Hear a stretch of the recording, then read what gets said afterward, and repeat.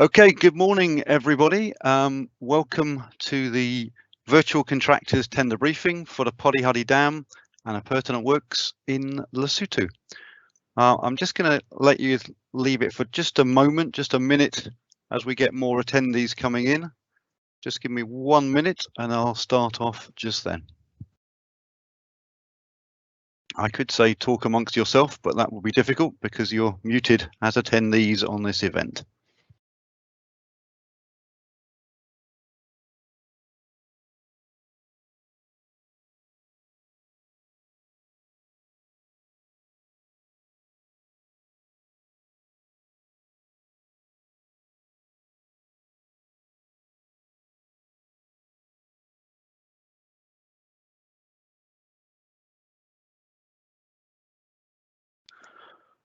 Okay, so it's showing 9:02 on my screen. So welcome again to the Lesotho Virtual Tenders Brief meeting for Polihali Dam.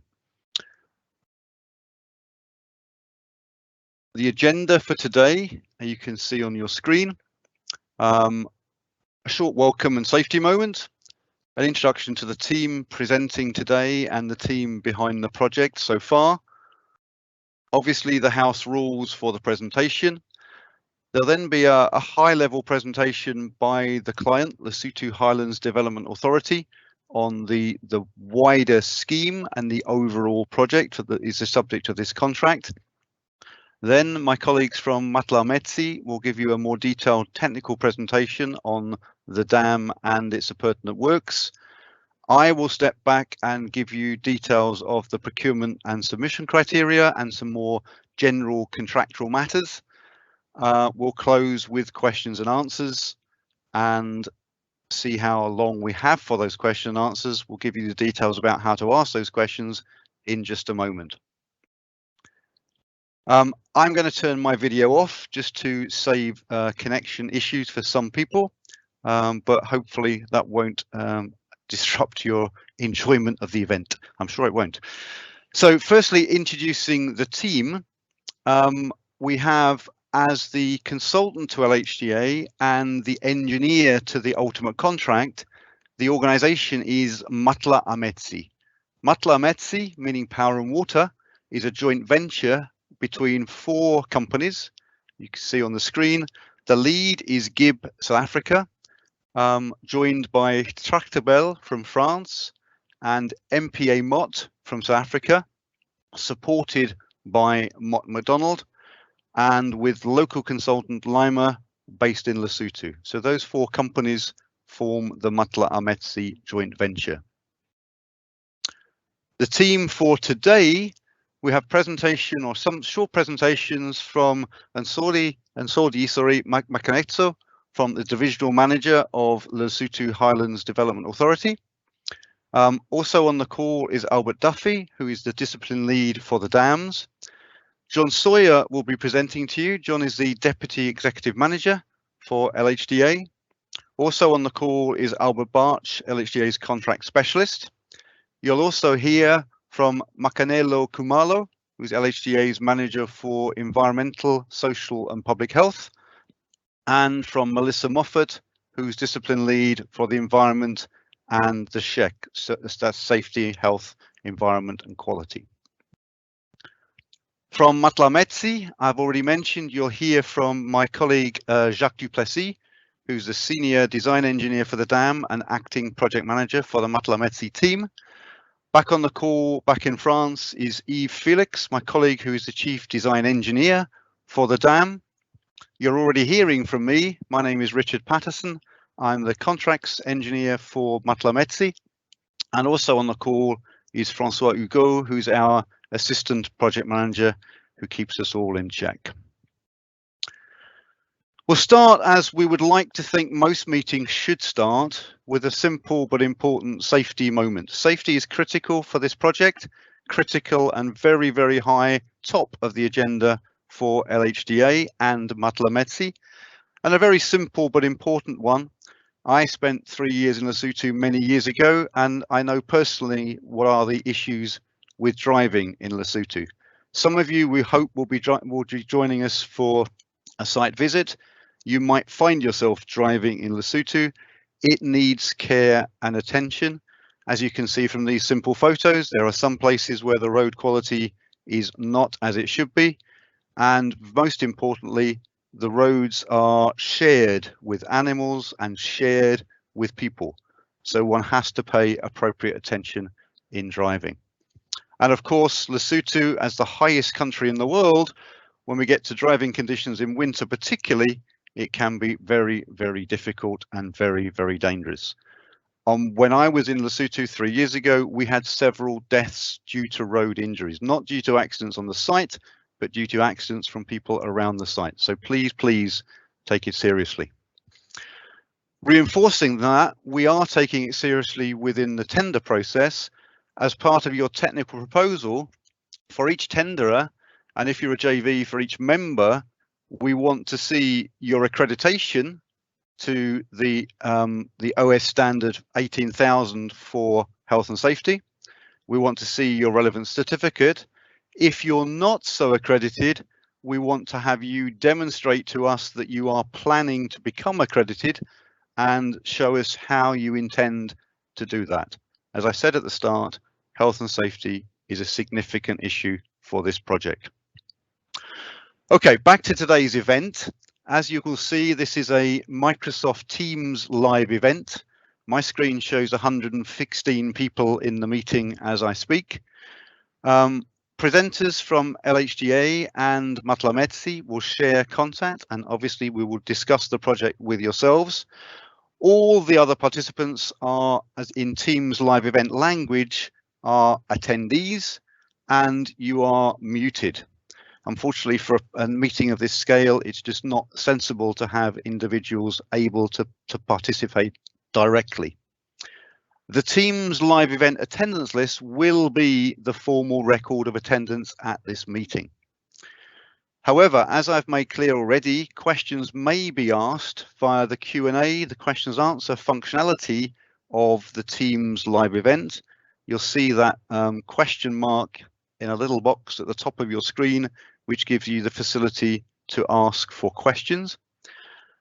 A question and answer slot has been reserved at the end of the live event, and during that period we will answer as many questions as we can, subject to time constraints, and we'll clearly answer those in good faith. However, formal responses will be provided for all of the questions asked as if they were formal requests for clarification submitted in accordance with the instructions to tenderers. And as we hope you will have already seen, further requests for clarification must be submitted via a specific email address which has been set up specifically for the procurement, specifically for this contract, which you see on the screen there. Very importantly, we do not want individuals from LHDA or Matlametsi joint venture contacted directly in connection with this tender. All communication must come through the formal route. Today's presentation and indeed the site visit are for information purposes only, clearly to assist tenderers in identifying the key aspects of the tender. At the end of today's session, the recording of this event will be made available on LHDA's procurement website. And we want you to please understand that the tender documentation and formal addenda are the only documents that will have any contractual standing. Responses to clarifications will not be included in the contract. Clearly, if a request for clarification shows that there is a need for an addendum, that addendum will be made, and of course that addendum will be included in the contract. So that's a general introduction to today. I'll now pass over to John Sawyer from LHDA, who will share a high-level presentation of the overall Lesotho Highlands Water Project. Over to you, John.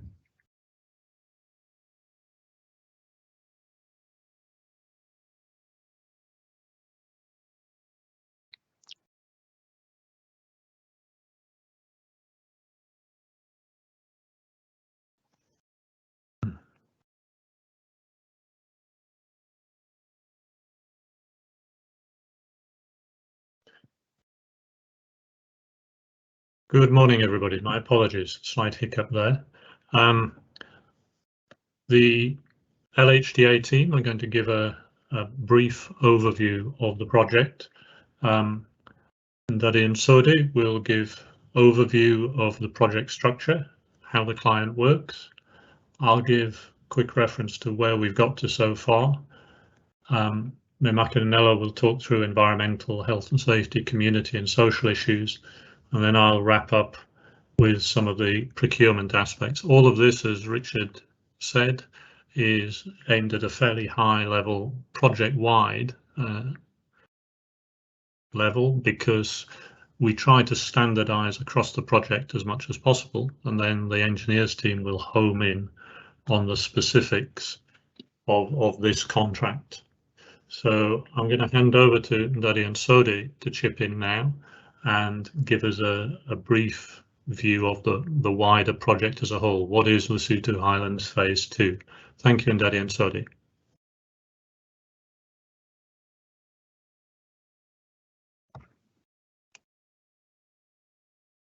Thank you, John. I trust everyone can hear me. I do have to apologize up front in case my connection breaks up, then John will continue. As colleagues, you will know, the Lesotho Highlands Water Project is about delivering water from the highlands of Lesotho to the Gauteng province in South Africa, the industrial heartland of South Africa. Phase 1 was commissioned in the 90s, Phase 1A, and in the early 2000s, Phase 1B, together providing 25 QMEX. Phase 2 is expected to contribute 15 more QMEX, bringing the total to 40 out of the envisaged total of 70. The concept for the project is many decades old, but it was signed and started in the 80s in terms of Phase 1. And Phase 2, the studies for them shortly started after the commissioning of Phase 1. And the project proper started in the early 2010, 2011. The next slide, thanks, John.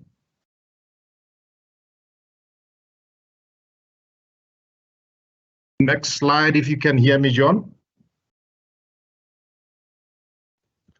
You're coming through. I think there's a bit of a time lag in getting started. All right, thank you. How is the project governed? As you would imagine, because it's a binational project, both governments of Lesotho and South Africa participate in the project, and they are represented in the Highlands Water Commission. Into this commission, LHDA reports, as does TCTA. TCTA participated physically in the project in Phase 1, but in Phase 2, they are participating through funding, as there is no physical footprint of the project in South Africa for Phase 2. LHDA is the implementer of Phase 2, so it's the one looking after the physical implementation of the project in Lesotho. Thank you. Next slide, John.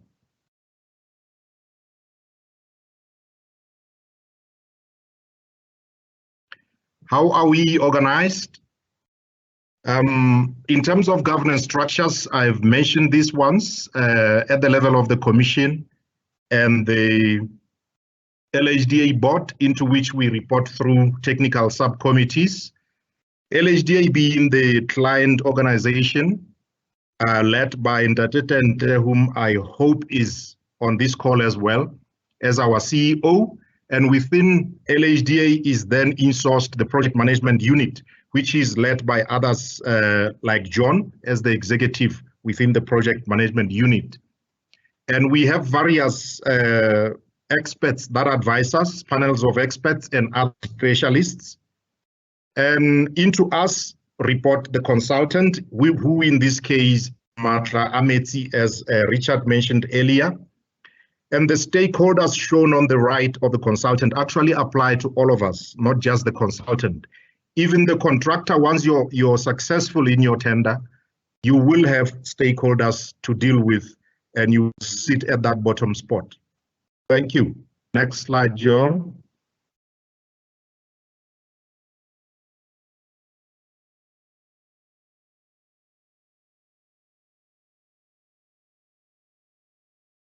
Just to give an overview of where the project is located, it's in the northeast of Lesotho. That light blue shading called Polihali Dam next to Mokhotlong town.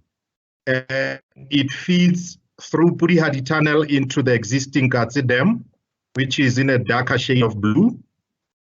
And from Katse Dam, the water then travels through various combination of canals through Muela, where hydropower is generated, and then onward passes the border between Lesotho and South Africa, the Caledon River, and goes all the way to the Ash River, which ultimately joins the Vaal River and then reaches Gauteng through the Vaal Dam.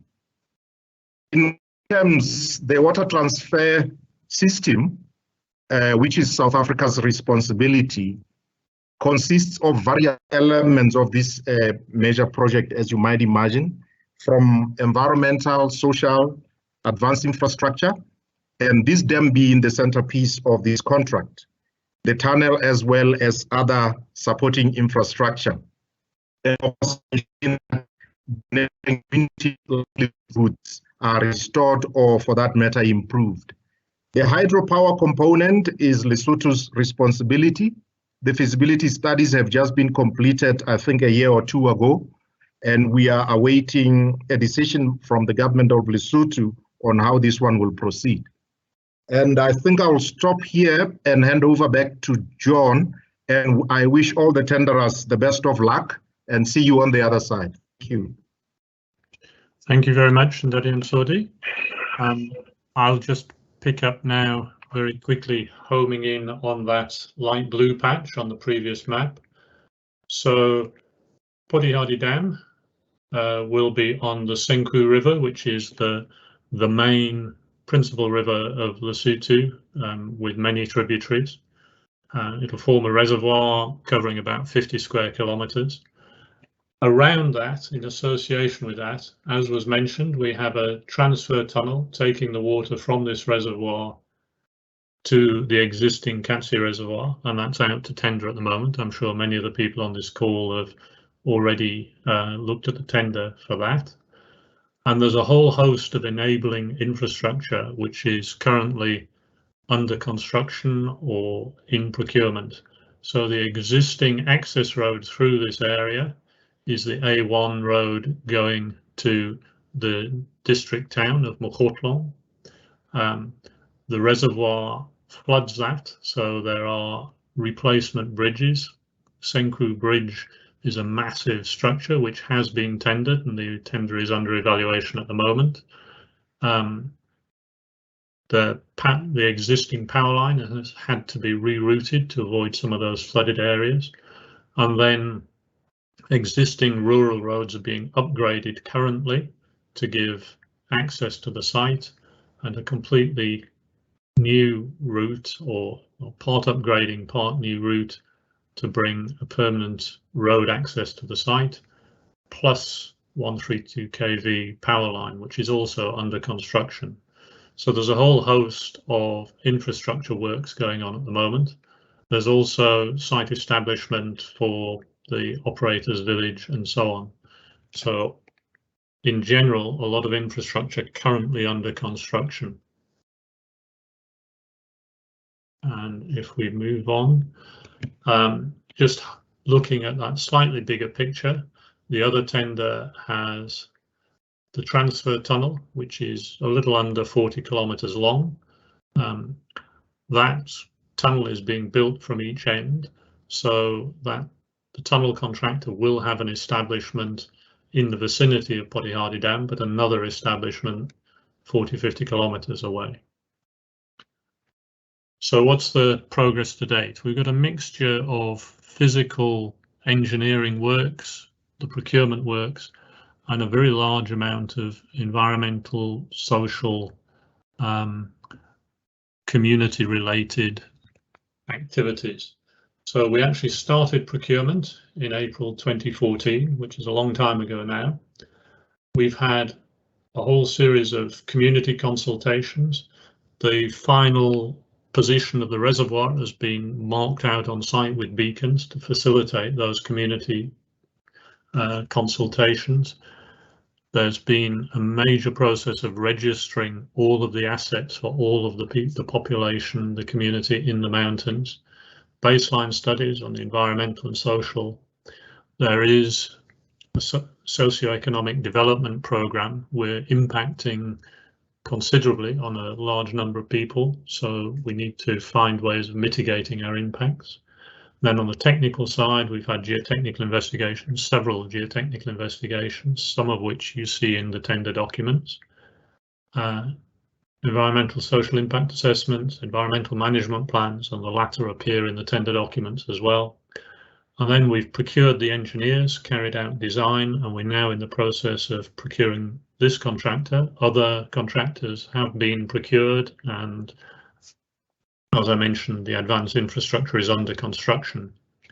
Part of that community interaction is registering unskilled labour in the region that's looking for job opportunities. And again, it's an important aspect of the tender documents, the contract documents, the relationship with the communities in terms of labour. And then health impact assessment, public health action plan, again, relating to the impact on those communities. I'm going to hand over now to Makananello, who will focus a little more on those environmental, social, community related issues. Makananello. Thank you, John.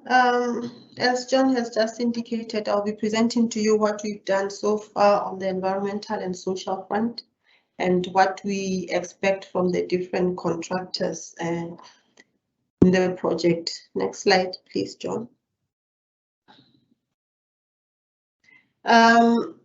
We've had an environmental and social impact assessment that was done, and a record of decision was obtained from the Department of Environment, which required that we develop different environmental management plans for the dam, for the saddle dam and associated infrastructure. We received a record of decision for that, and it is part of the tender documents.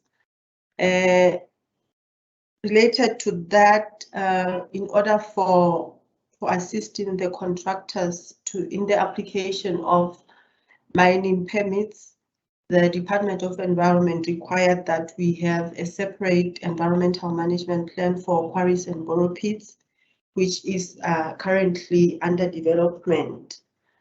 You will realize in the tender documents that we have environmental specifications that the contractors will be required to comply with. As indicated earlier, the project is, we are focused in making sure that we comply with environmental and social international best standards. And we have LHDA and the procured consultants implementing other environmental action plans, such as the Cultural Heritage Plan and then the Catchment Management and Environmental Flow Requirements. As the contractors, you'll be able to make sure, you'll be required to make sure that you comply with all these environmental management plans and the environmental specifications, and you'll be required to develop your own site-specific plans and comply with. Next slide, please, John. Richard did indicate at the beginning the importance of making sure that the people and workers are safe as we implement this project. So in 2019, we developed a safety, health, environmental, and quality management framework, which is intended to guide the contractors in management of SHEC issues. This document advocates for a common approach by the different contractors in the management of these issues, and it's part of the tender documents. In the document we have, in the framework, sorry, we have templates and procedures that we would want the contractors to follow when they implement check issues, and we have designed this framework as a document that guides the identification of high risk hazards. I mean, high risks and hazards that we have in the project. So we want the contractors to be able to demonstrate to us that they are able to implement the health and safety management systems, and by so saying, we want them to demonstrate or give to us the people that they think will be able to implement this program. So they need to employ highly competent and experienced check professionals who will be able to develop health and safety management plans, environmental management plans, and quality management plans, and be able to implement those plans, and monitor and audit them in the process.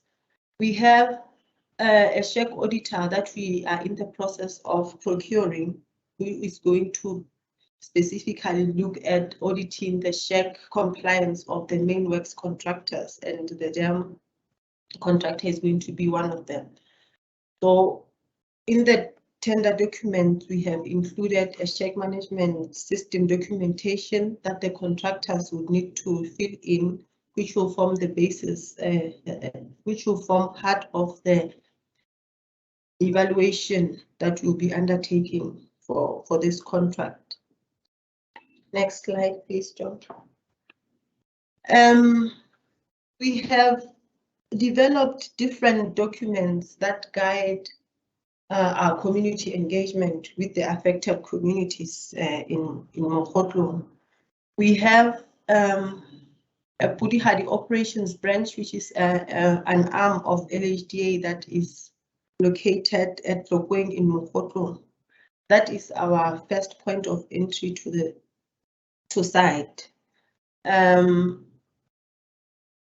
Each time when a new service provider is engaged in the project, they're introduced to that office, and especially during the first months of engagement, we need to make sure that when we go to site, we inform Polihali operations branch that will be coming and what we'll be doing, so that they are able to assist you in whichever way possible. We have established area liaison committees, which are a link between the communities affected by the project and us as the project. These structures are there, and the environmental control officer and the CLO will be working closely with them in order to manage any community issues that may emanate as we continue to implement the project. We had engaged resettlement action plan consultants who have acquired the land within the project footprint. However, there may be additional land that may be required, and for that we have a land access protocol which the contractors need to comply with.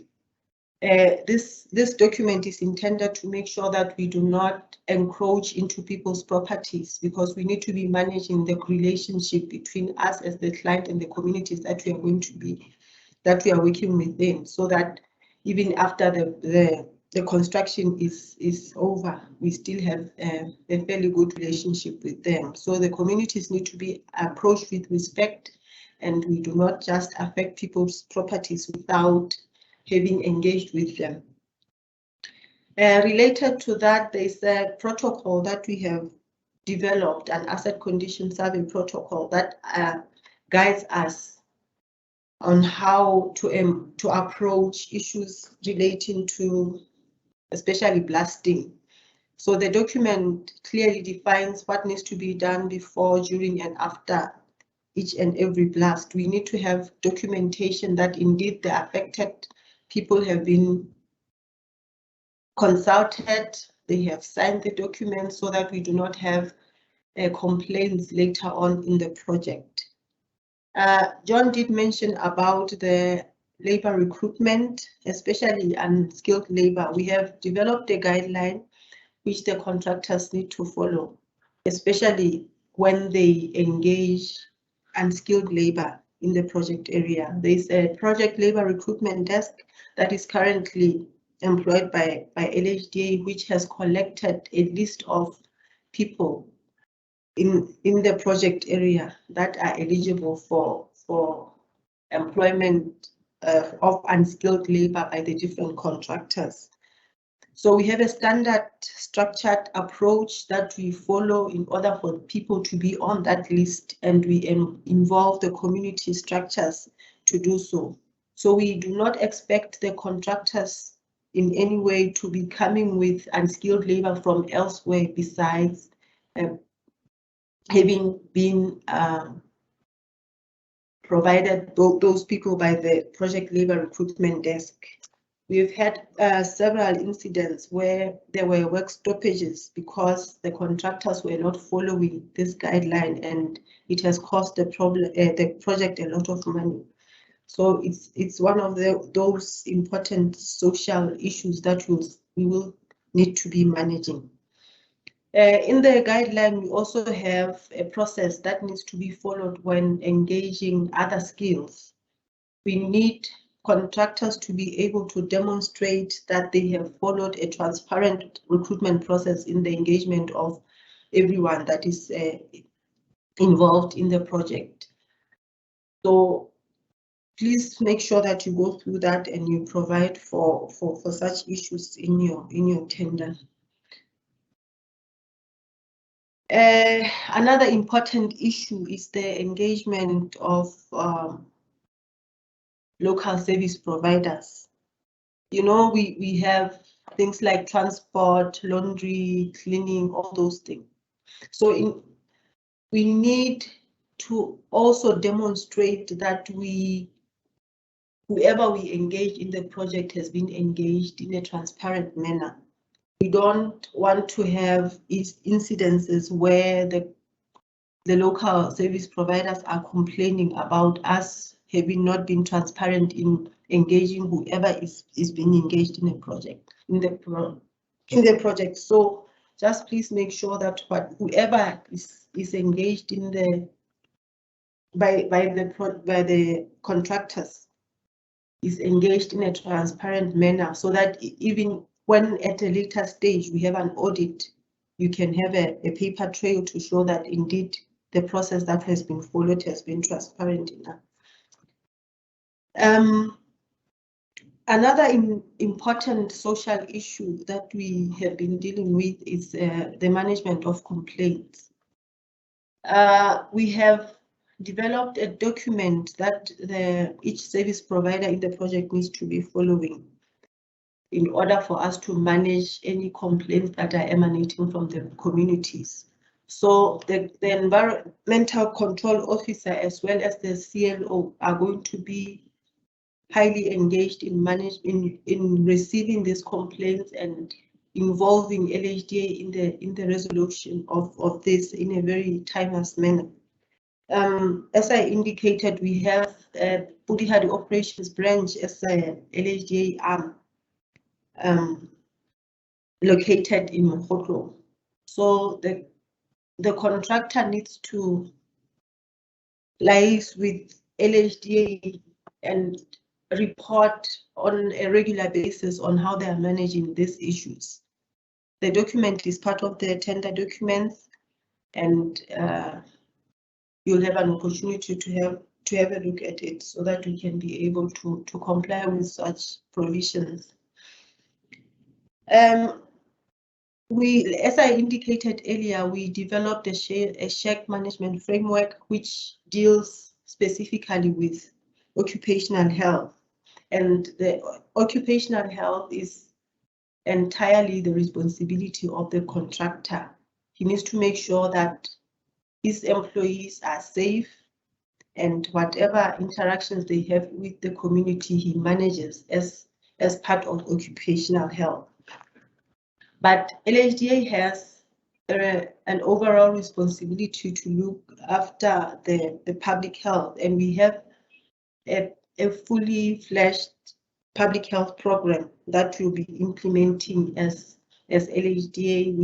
We did indicate that we have a public health action plan that we have developed. It has been approved. It is going to be implemented. And whenever there are issues of interactions between the community and the contractor, there needs to be that communication between the environmental manager, the engineers, representatives, and LHDA. We don't want to see contractors just going into the community and talking about these issues without having that interaction with LHDA. If I can just make an example of HIV and AIDS, we know the interactions that the communities have with contractors. So we don't want contractors going into the communities and talking about HIV and AIDS without LHDA. That program is being driven by LHDA, and there should be that communication between the two parties. Well, as we work, we may encounter issues of cultural importance, such as ash heaps, we can have graves, and so on and so forth. So we have a procedure that we have as LHD that needs to be followed by all the service providers. We need to make sure that there's minimal disruption to the construction works, but on the other hand, we need to make sure that we comply with the laws of Lesotho. So that procedure is there as it's part of the tender documents. It needs to be followed so that we maintain those relationships with the communities that I have been talking about. Thank you, John. That is what I needed to say. Thank you, Makanela. I think everyone should have got the message that this is a massive engineering project, but it also has a massive social and environmental footprint, and we are doing everything we can to try and manage that interface.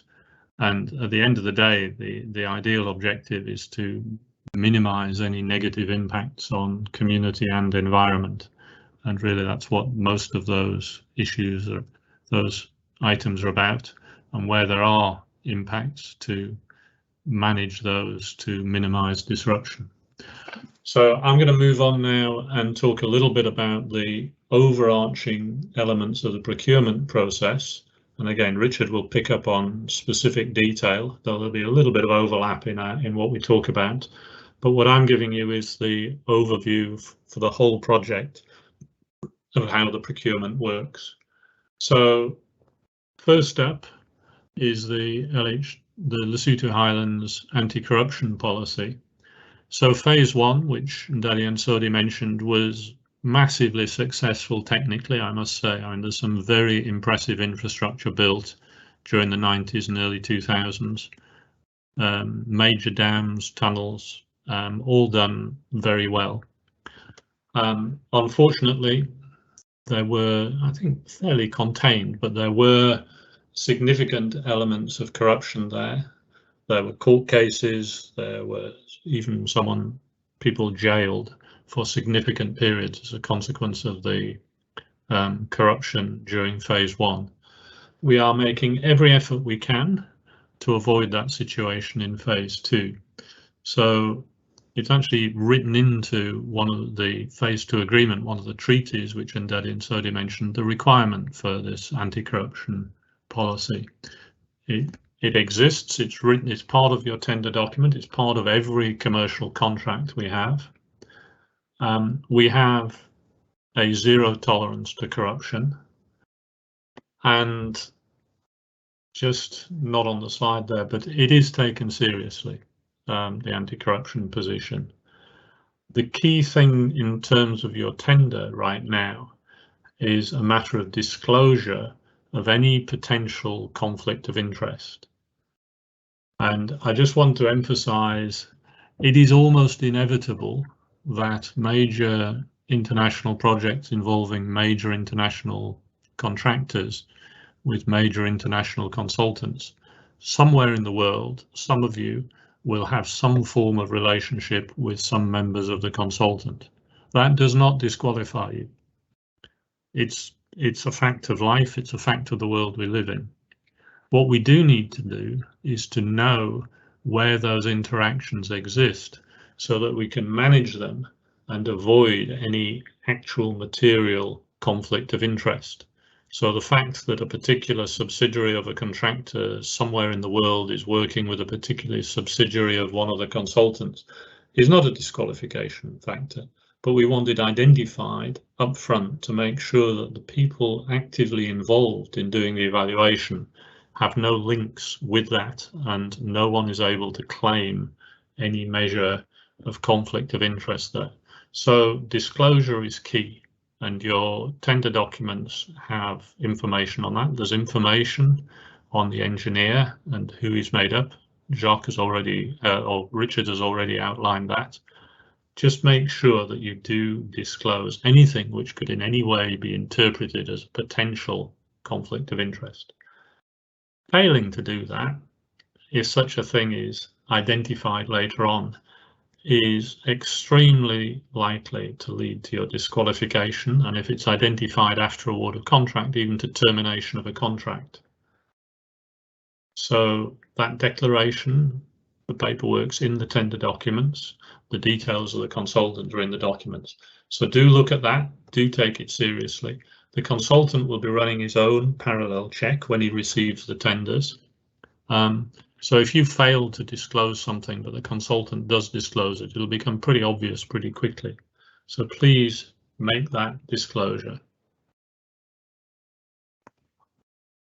In terms of general principles, again, in effect, written into international law because it's part of the treaty between Lesotho and South Africa, the Phase 2 agreement, there are guidelines about procurement. And these, I'm paraphrasing them here on the slide, but the first up, there is a requirement for competitiveness, transparency, cost effectiveness, quality, all good standard procurement principles.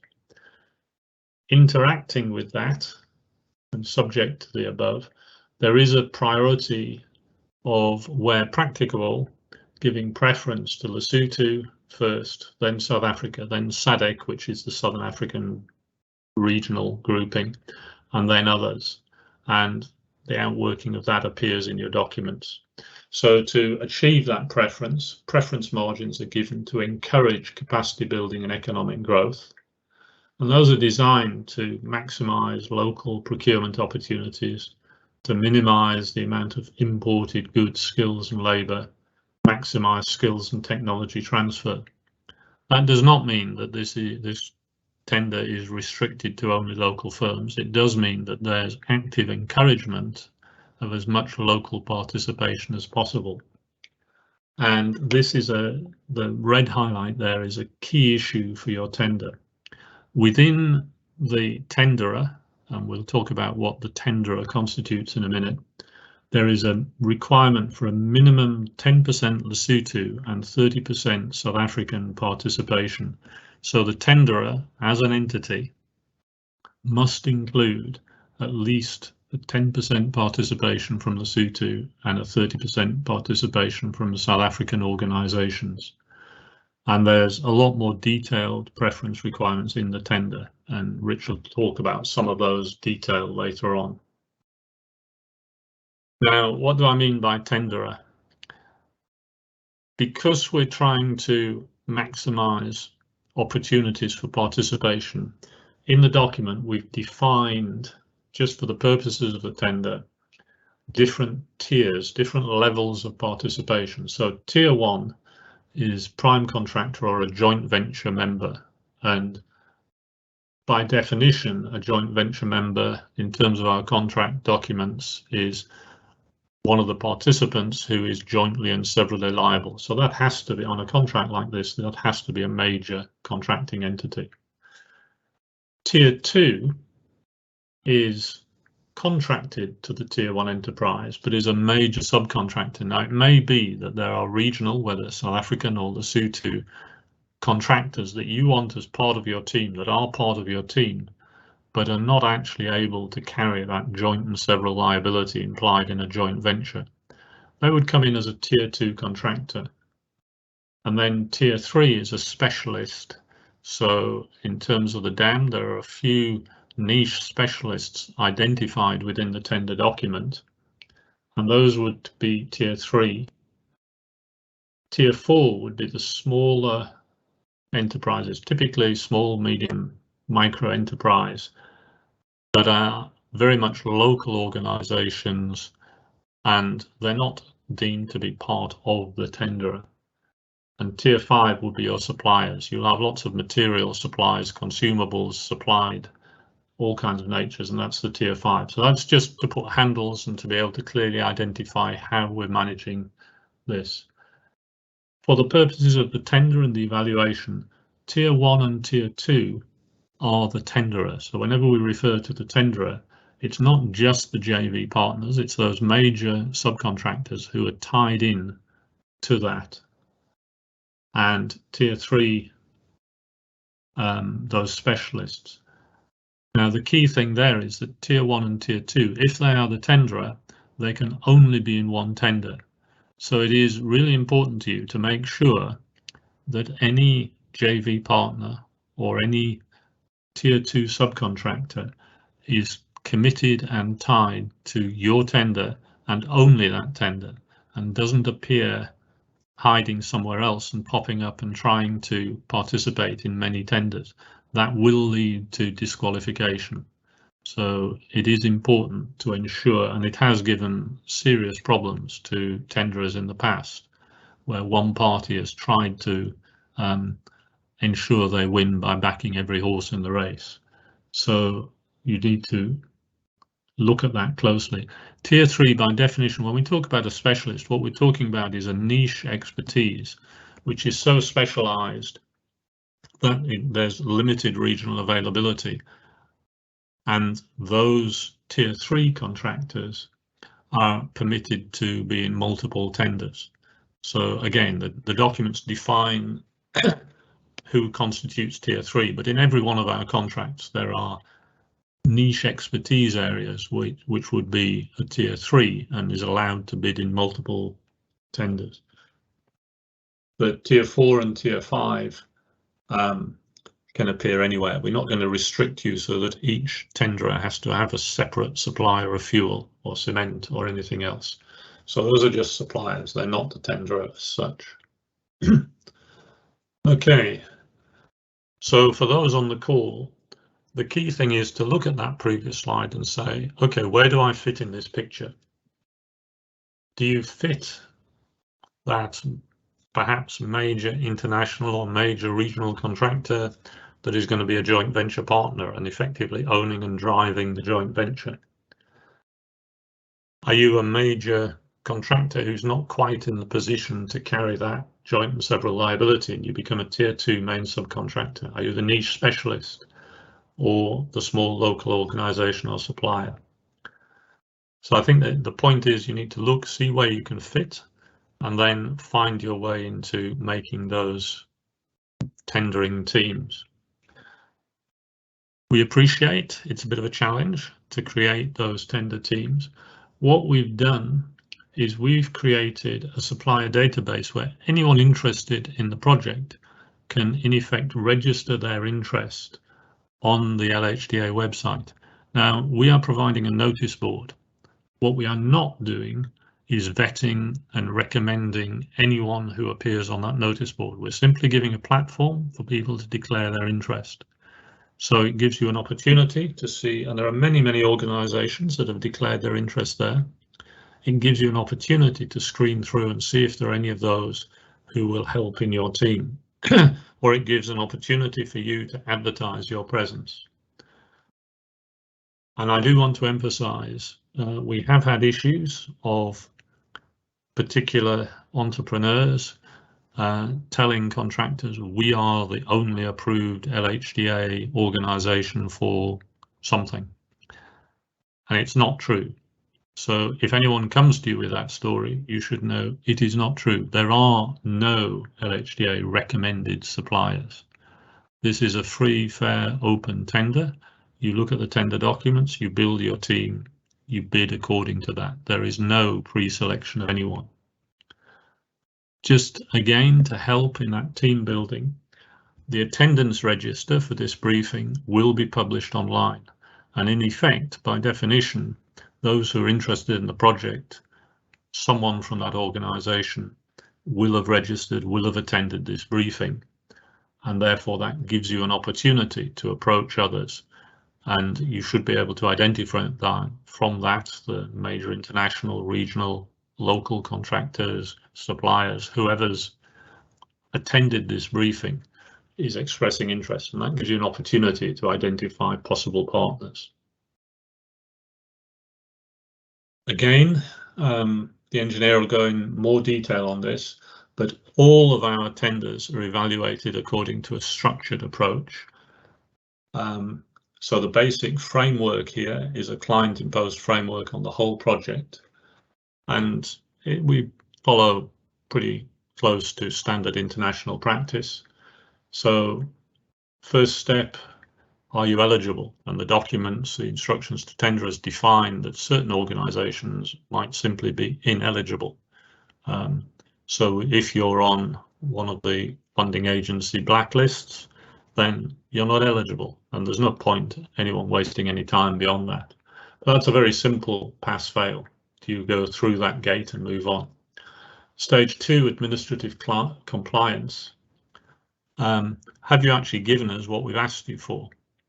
Now, clearly, sometimes there's a certificate or something which we can't read or got messed up in some way. And if it's a minor issue, we might just simply ask for clarification. But if you fail to submit something which is fundamental to the tender, and providing that would change the nature of your tender, you may well be non-compliant as a tender. So please make sure that you do a thorough screening of your submission. There's all the checklists, all the information. Just make sure you respond to the tender so that you have a compliant tender. And that again is just a simple pass-fail. We then get into evaluation of the technical proposal, and that's a point scoring basis, and the details are in the tender document. And at the bottom line is we're simply saying, is this tenderer competent to do the job? Because at the end of the day, if you can't show that you're competent to do the job, we have no interest in employing you. So that, again, lots of detail, but the principle is simply, are you showing us through your tender that you are a suitable organisation to build this project? And if you are, then we carry on. If you're not, then we discard your tender. And that's a point scoring exercise, all the detail in the document. But at the end of the day, it's another pass-fail. Are you demonstrating your capability or not demonstrating your capability? If you pass through that, then we look at the price. Now, okay, we announce the price right at the beginning, but I do want to emphasize that we're only interested in the price of those that have got through those first few gates. Tender price evaluation is fairly simple at one level, but we just check that there's no funnies in there. We look at your preference, and you have the opportunity, the more you can maximize the local participation according to the rules that are set in the document, then that gives you a points basis for preference, and the price and the preference scores are combined to give a combined score. And that process is the same process we adopt for all our tenders. And just to emphasize on the preference, if you merely meet the bare minimum mandatory requirements, then your preference score is 0. In other words, yes, you're in, but you've got no bonus for achieving the bare minimum. If you want to achieve benefit of additional points from preference to supplement your pricing, then you need to beat our minimum mandatory requirements. And just the bottom line, to say it again for avoidance of any doubt, Tenderers which fail the first 3 steps will be rejected regardless of price. Now, just emphasize, we have done that. And in fact, we have rejected a tender which was half the price of the final awarded tender, simply because the tenderer did not show that they understood the contract. And this client is quite prepared to do that. Okay, next slide. So, broad tender guidelines. The tenders have been advertised, print media, on the LHDA website. It'll be said again and again, read the instructions to tenderers, use the templates, respond to those. You're going to be evaluated on what you submit in accordance with that tender document. If you give us other information not in accordance with the tender document, it will be ignored. If you give us poor information, you'll be scored on that poor information. So just make sure you look at that. It's a quality-based evaluation. There is a pass threshold. Lowest price not guaranteed to win. No late tenders will be accepted. If you deliver your tender a few seconds after the deadline, it simply will not be accepted. So transport, delivery, border crossing, there are many challenges, communications challenges. Just make sure that you beat that deadline. To invest many man-months in a tender, substantial sums of money, and then be late in delivering it is a self-inflicted catastrophe. So we will not accept late tenders. Look at the tender bulletin. There are some guidelines and comments developed from early tenders, early experiences, just some observations there. Okay, that's the client overview, high-level principles. I'm now going to hand back to the engineering team, to Richard and the rest of the team to pick up and carry on. If you want to put your presentations up now and take over, I'll back out. Thank you very much. Okay, thank you, John, very much. I hope that's a very clear explanation and rightly emphasising the key points to LHDA: environment, health and safety, technicals coming just now, but all those very clearly expressed issues from LHDA with regard to the procurement. I now invite my colleague Jacques Duplessis to give us some more detail on the dam and the appurtenant works themselves. So over to you, Jacques.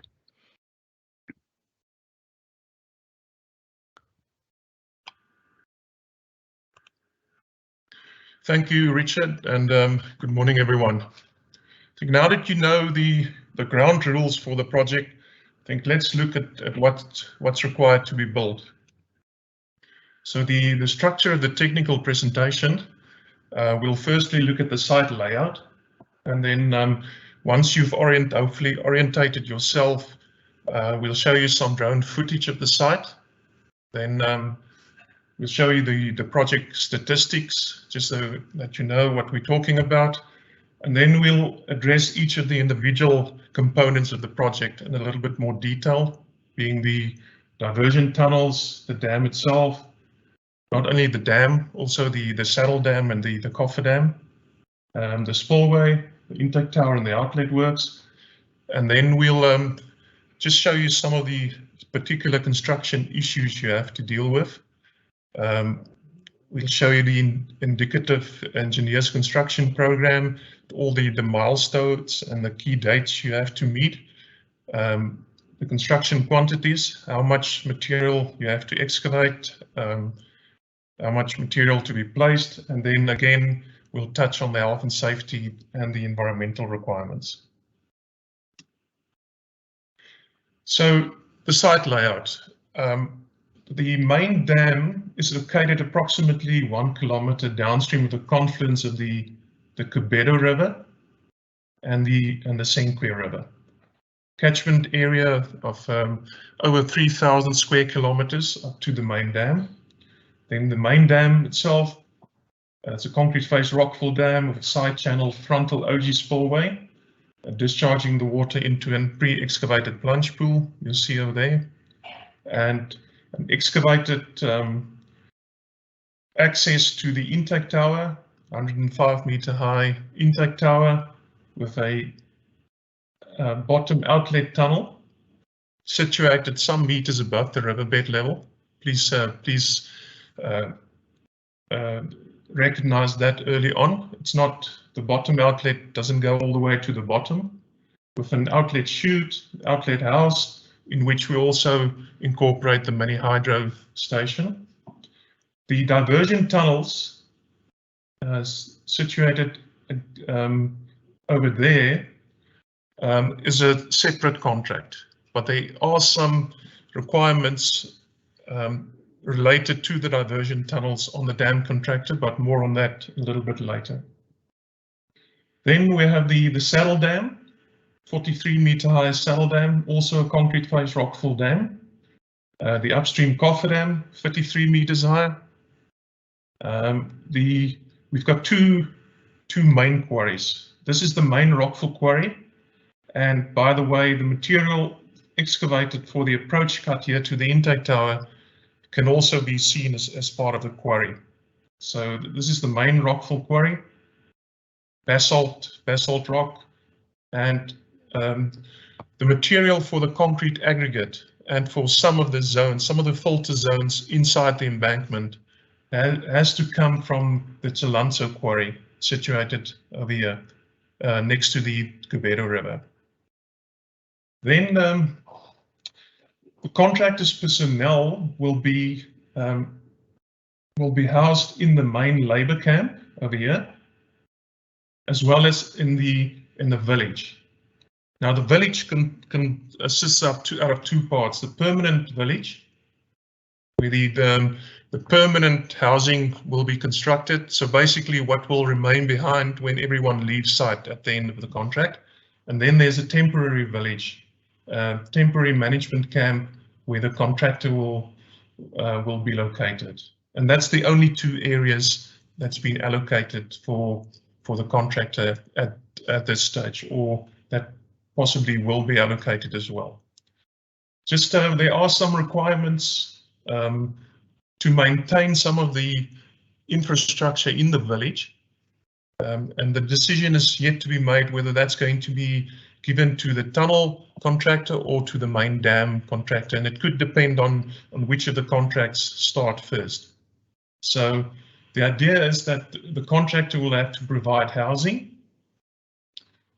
for his staff, but also for the engineer's staff, until the permanent housing becomes available, and also some temporary housing inside the permanent village for the engineer. So once the engineer then moves into this, the housing will be given back to the contractor as soon as possible. So that's the site layout. You can see the spoil areas, the contractor's laydown area, the engineer's temporary offices. That's the operations center located over here, commercial center, the switching station. So the electrical supply line comes in here. The P near the Polihali northeastern access road coming from the northeastern side, and then the western access road going to Katsi Dam. So that's the site layout. And now hopefully you've just to show you some more information. This is the 3D view of the Upstream Cofferdam, main dam embankment, and if I'm not mistaken, it will be the 4th tallest dam in Africa. Just the main dam structure itself, we've got the saddle dam, the spillway, and just to show you, the permanent access road will cross the saddle dam. There's a bridge across the spillway, across the main dam crest, approximately just under a kilometer length for the crest length, and then going to the intake tower bridge. So 2 bridges included in the contract as well, with the 105-meter high intake tower located over here. Looking from the downstream side, the spillway with some guide walls, because it's a curved access. These guide walls are required to ensure that you don't get most of the water discharging down the right side of the spillway and resulting cross waves. Then we've got the spillway chute with an aerator, and I must immediately just highlight to you that this vertical alignment of this part of the chute has been changed. It's been deepened a little bit more like this to reduce the dropout, and as a result, the size of the pre-excavated plunge pool to be excavated. Against the left bank, we've got the bottom outlet tunnel, and as I mentioned, it doesn't go all the way to the bottom, and then it discharges into a chute and back to the river, the diversion tunnel outlets and the outlet house incorporating the mini hydro over here. Now we'll show you some drone footage of the site, just to see, and please note that some of this, the drone footage is approximately 1.5 months old, so it's not the latest footage.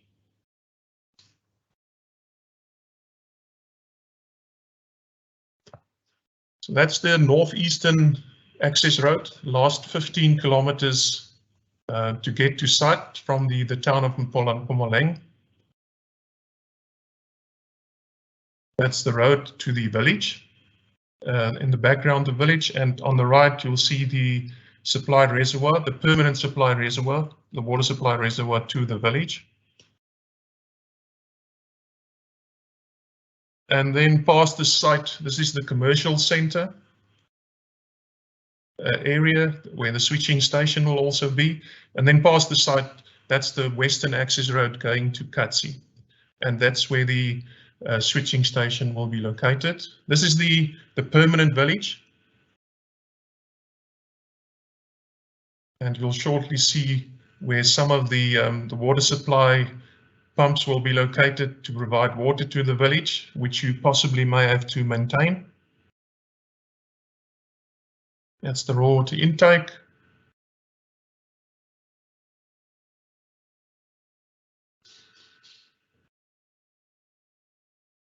All still part of the permanent village. This is the management camp.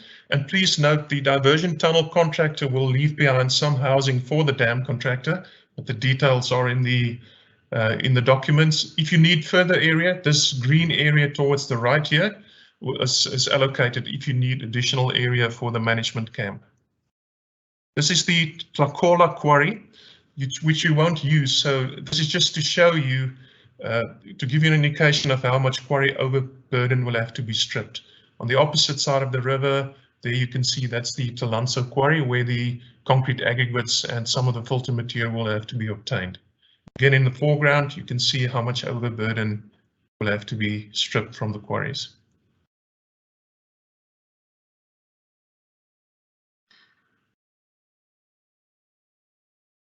This is the labour camp against the downstream right bank. Again, the diversion tunnel contractor will leave behind some of the houses for the dam contractor.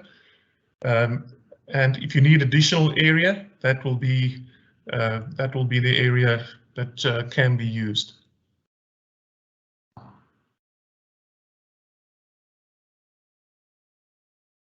Again, the labour camp with the measuring weir approximately 800 meters downstream of the main dam, with the raw water pumps that will provide water to the labour camp. Please note the dam contractor will have to treat his own water in the village.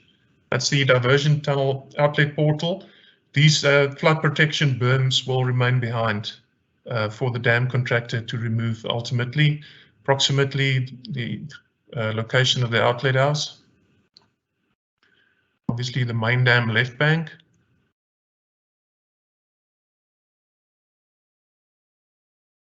All these access roads, as well as an upstream river crossing, will remain, that's been constructed by the diversion tunnel contractor and will remain behind. The spillway will come down this left bank reach that you can see now and discharge into, as I mentioned, a pre-excavated plunge pool situated at the bottom left corner of the image now. That's the OG will be right at the top there.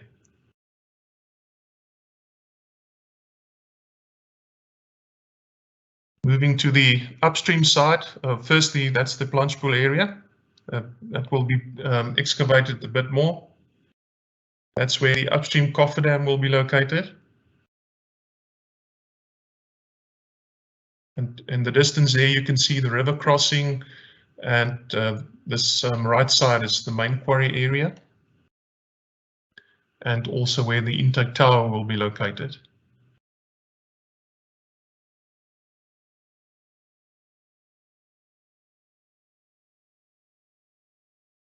There's the diversion tunnels, the intake portals, and again, the flood protection berm will remain behind for the dam contractor to remove. This is the viewpoint, which we'll actually also visit on the site visit, and that's where the saddle dam will be located. And in the background, you can see the western access road going to Katsi Dam.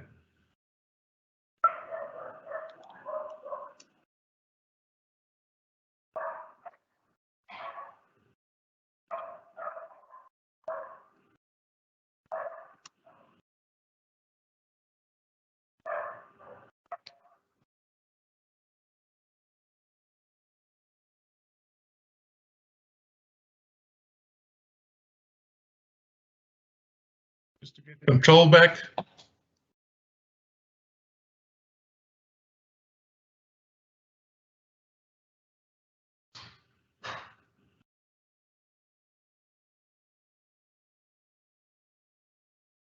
Okay, the project statistics, as I mentioned, the catchment area, just over 3,000 square kilometers, the mean annual precipitation, 900 millimeter.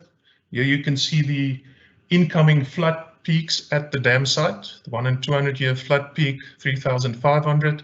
The routed flood peaks, because of the large reservoirs, obviously a lot less than that. Full supply storage area capacity is 2,325 million cubic meters. And as I mentioned, the main concrete face Rockford Dam embankment height is 166 meters. Face slab area 14 hectares. The saddle dam 43 meters, and the upstream cofferdam height 33 meters. The spillway's got a 98 meter long frontal OG with a 40 transition into a 40 meter wide concrete chute, and then as you've seen, the plunge pool, the pre-excavated plunge pool. Bottom outlet, 5 meter diameter tunnel designed to release 300 cubic meters per second. With the dam, the water level at the full supply level. The bottom outlet gates, we've got an upstream wheel gate, and then a downstream bonneted slide gate, and then the water will flow into the 5 meter concrete lined tunnel before exiting into the 5 meter wide concrete chute where it daylights. Compensation outlet consists of the 105 meter intake tower with 5 intakes, staggered intakes, and the intakes, the type of intakes that screens with the stop locks, and then a bulkhead service gate downstream of that, discharging ore before the water goes into the wet well. We don't have a dry well. The outlet pipe diameter is 2.2 meter diameter, and the outlet valves, so 1.6 meter diameter butterfly valve with a 1 meter diameter sleeve control valve, 2 of those, and then a smaller branch with a 0.6 meter upstream maintenance butterfly valve and a 0.3 meter diameter sleeve valve. And then for the mini hydro, we've got 2 Francis turbines with a rated flow of 2 cubic meters per second, with a designed for the maximum gross head of 156 meter, and they both can produce 2.1 megawatts of power, so in total 4.2 megawatts. As mentioned, the diversion tunnels is a separate contractor, but a separate contract, but the contractor, the dam contractor, has to supply the stop blocks, fix rock falls inside the diversion tunnels during construction, if there's any, and construct concrete plugs with diversion pipes through them, temporary diversion pipes through them. Until the water level has reached the minimum operating level, you'll need these temporary diversion pipes, after which it can be grouted up.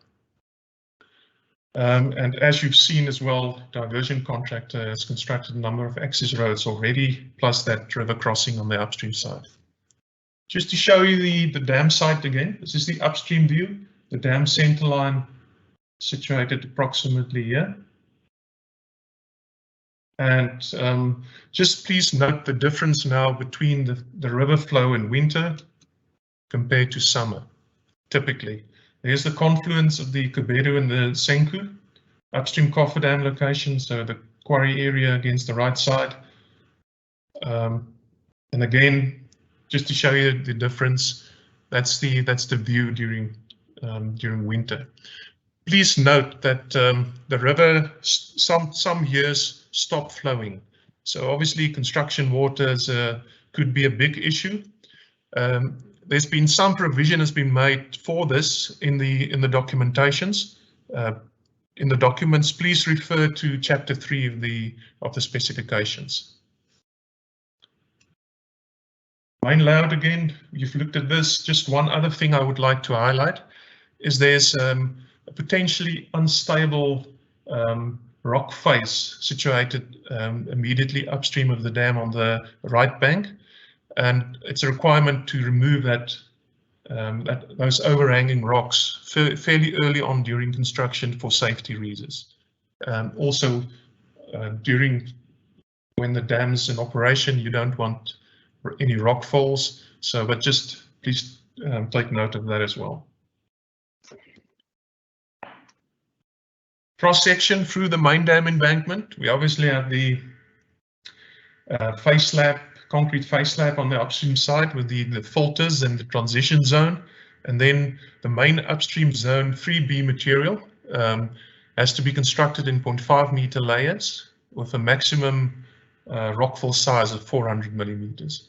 And the downstream zone, the main zone, zone 3C, has to be constructed in 1 meter layers with a maximum rockfill size of 750 millimeters. Then we get to a very important part of the construction. The entire dam design incorporates a number of important steps. So the dam was designed in stages for 3 reasons. Firstly, the first one is to make the construction period as short as possible. So in order to do so, you overlap activities. Then the second one is because Polihali Dam is a very large dam on a not so big river. We want to impound as early as possible because according to our estimates, it could take 30 months after impoundment for the water at a 98% assurance to reach the minimum operating level. So it's very important that we impound as early as possible. And so you'll see, according to the engineer's indicative program, the impoundment date, we believe, is possible 32 months into a 5-year contract. So, and then the third reason is to save costs. So what we do is we've got this concept we call the integrated cofferdam concept, where this zone 1A, the moment it's the level is higher than the upstream cofferdam, this effectively becomes the upstream cofferdam. But because the face slab is not being constructed at that stage, water can obviously flow through that partly constructed main dam. So that's why it's a requirement to have this slope as flat as indicated here. You can see it's a lot flatter than the final downstream slope. And that's for the reason to prevent scouring of the rock against this downstream face. So then once the upstream cofferdam, or once this level 1977 has been reached, zone 1B, obviously construction of zone 1B continues until you reach elevation level 2020. And then face slab construction can start in parallel with rockfill stage 2 construction. We've looked at a number of previous projects. We've determined an average placement rate for both the and a construction rate for the face slab, and we've designed this as such that the face slab construction should take just as long as this phase 2 rockfill placement construction. So then once the face slab's completed up to elevation 2020 impoundment, obviously there's other requirements as well, but if those are, and the details are in the documents, but then impoundment can start. Obviously, you still need a lot of rock to finish stage 3 of the rockfill and stage 2 of the face slab. So because you impound at this level, you could lose access upstream. So it's a requirement to make to ensure that we have enough access or access to adequate construction material to finish the dam before impoundment. So a very important part of the design, this slide. Spillway, this is the model study that was done at the Stellenbosch University. Please note these curved walls. So it's required to have these curved walls, not to have flow separation from the walls. So we won't accept straight for work because it's we want these walls to be nice and curved. Intake tower, as mentioned, 105-meter high structure with a wet well, with 5 intakes spaced at 15-meter elevations differences, with screens, stop blocks, and then gates into, as I mentioned, the wet well. And then we have the 2.2-meter diameter compensation outlet pipe underneath the outlet tunnel. For the bottom outlet itself, we've got the upstream emergency gate, a roller gate with a downstream seal, and a bonneted slide gate, the service gate with an upstream seal, and then with a crane and the superstructure on top. Now some of the very Polihali specific construction issues. Obviously not be that easy to get large equipment to site. I mean, your dumper trucks, your housing units, the turbine units, and you'll see when you go when we go for the site visit up the Muteng Pass, you'll see it's not easy, but it's not unsurmountable. Climate in winter, sub-zero temperatures up to or down to -20 degrees Celsius. Snow mostly in winter, but also in summer. Lightning in summer. Areas quite windy and dusty. It may affect your tower crane operations. And just to highlight again the topography, this is the right bank. Those steep cliffs. There's a major geological fault coming through here. So that's those unstable rocks you need to remove. And then obviously safe excavation, cut slopes will also be a requirement during construction. Mentioned the construction water issue, that the river could stop flowing in winter, so please again refer to chapter 3 of the specifications for the details. And then the specialized work, this is where the tier 3 contractors come in, will be the hydromechanical items, obviously the electromechanical items, and the instrumentation if you don't have those skills in-house.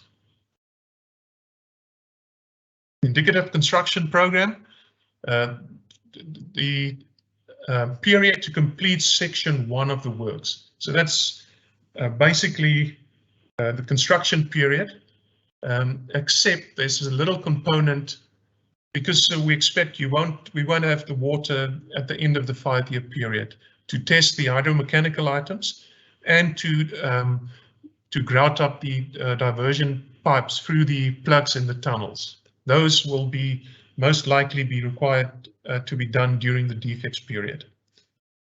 We've mentioned the impoundment scheduled for 32.6 months into the 5-year contract. Rockfill placement rate is quite high.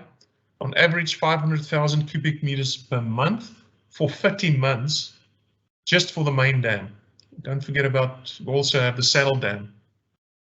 So our indicative program allows for 30 months to place that 15 million cubic meters of material. And then, as I've mentioned, the flow release pipes through the diversion tunnel concrete plugs will in all likelihood have to be only grouted up during the defects period. Looking at the indicative dates at the moment, construction commencement by the 28th of June next year. And we've got the milestones here, the important one, impoundment.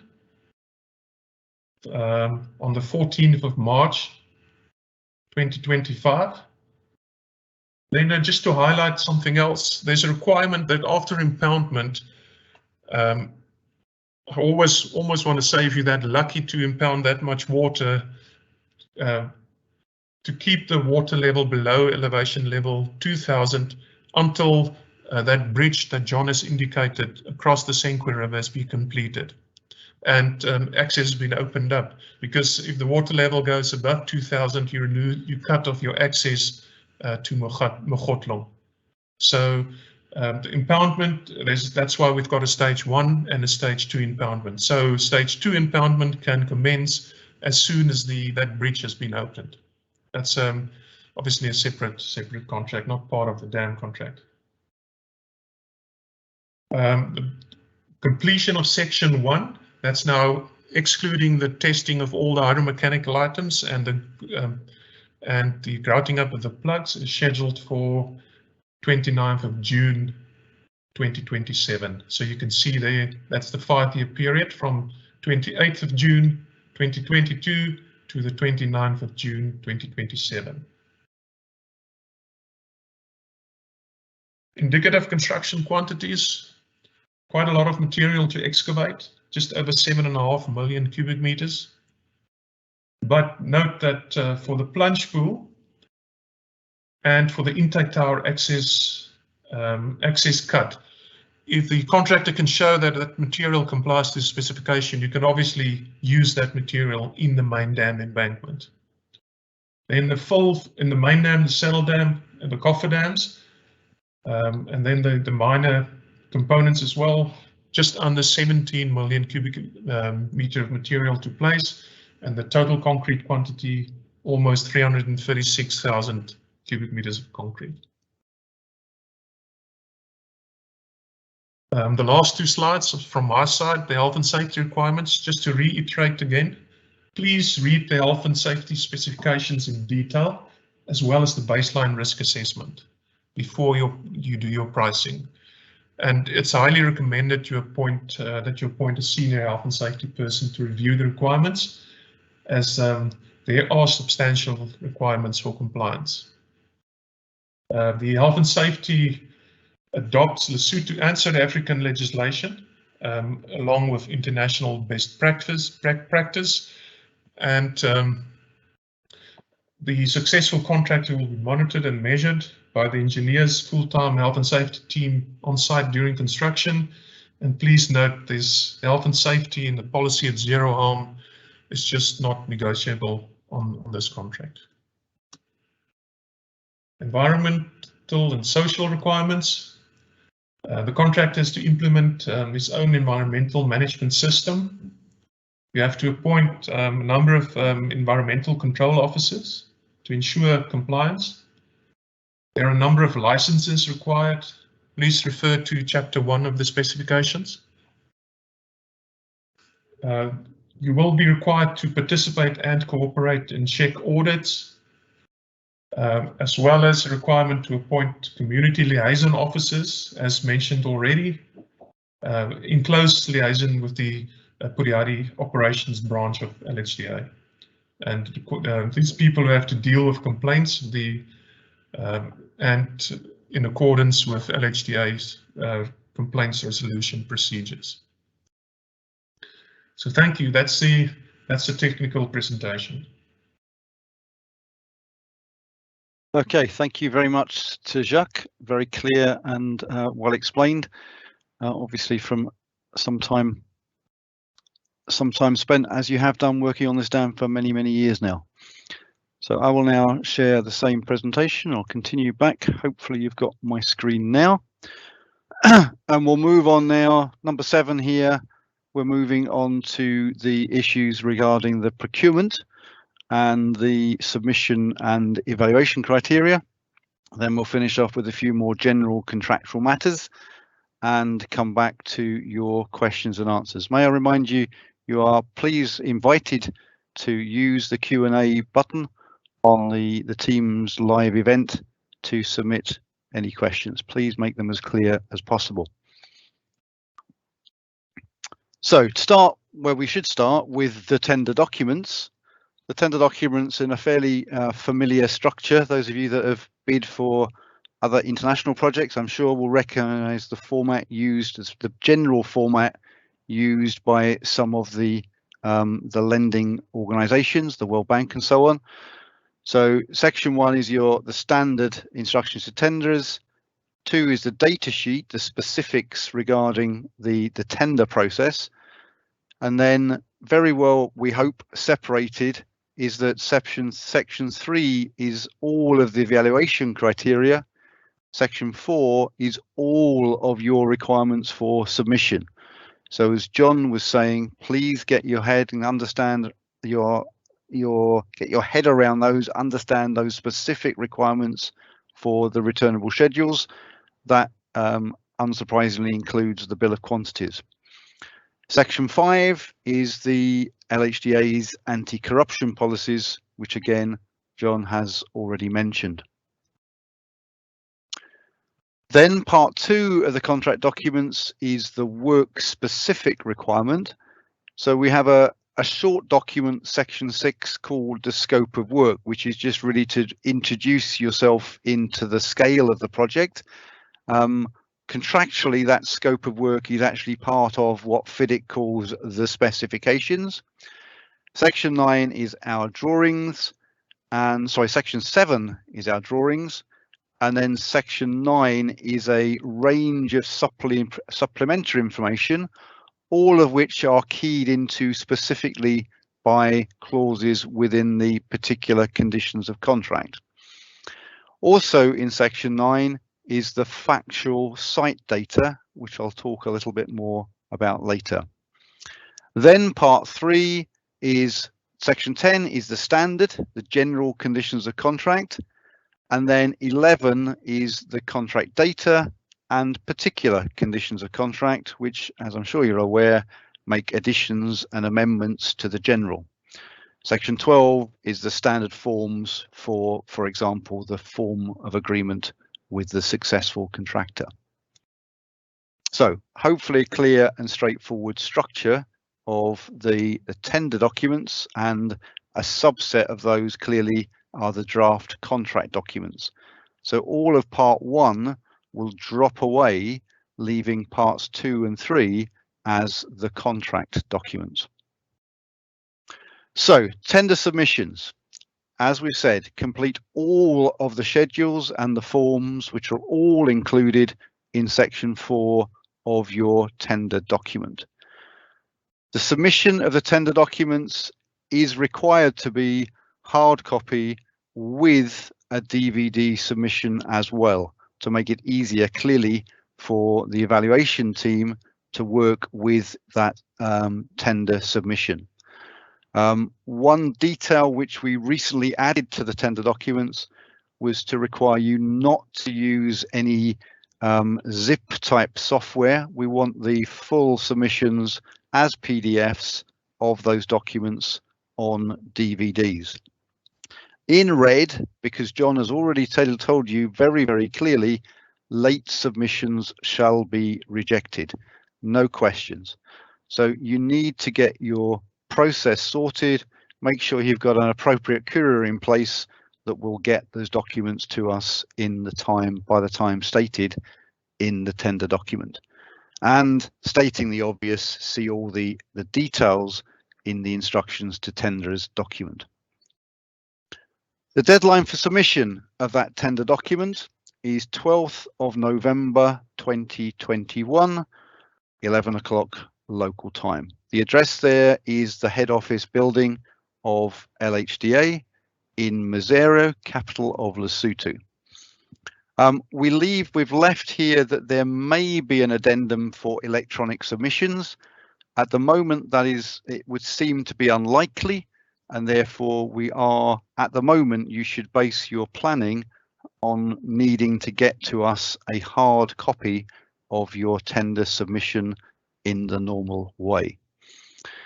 The opening of tenders, because we expect still to be within some COVID constraints, which have led to today's event being online, we are planning for the tender opening event likewise to be held as a Teams live event, the date and time being the same date as the date for tender submissions. For your information, that event will be open to all of the tenderers, but is not planned to be more widely public. Of course, the opening numbers from those tender submissions will be made public. Most important for me now, I'm the procurement specialist for the project. Most important for you and for us, for everybody on the project, is that you follow the simple, clear, fairly standard process for requesting clarifications.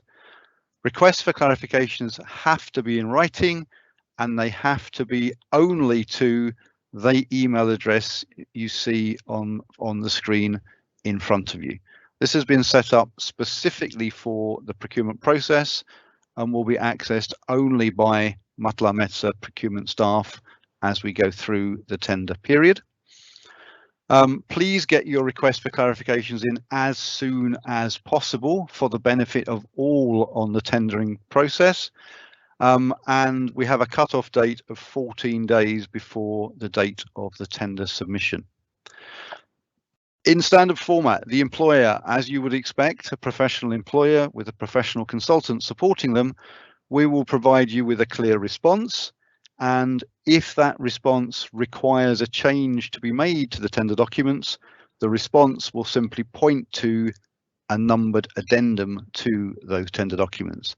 And as I mentioned earlier, other clarifications will not be included in the contract, only the addenda will be included within the contract. Our response will come to you direct by email and will also be shared on the LHDA's tender bulletin website.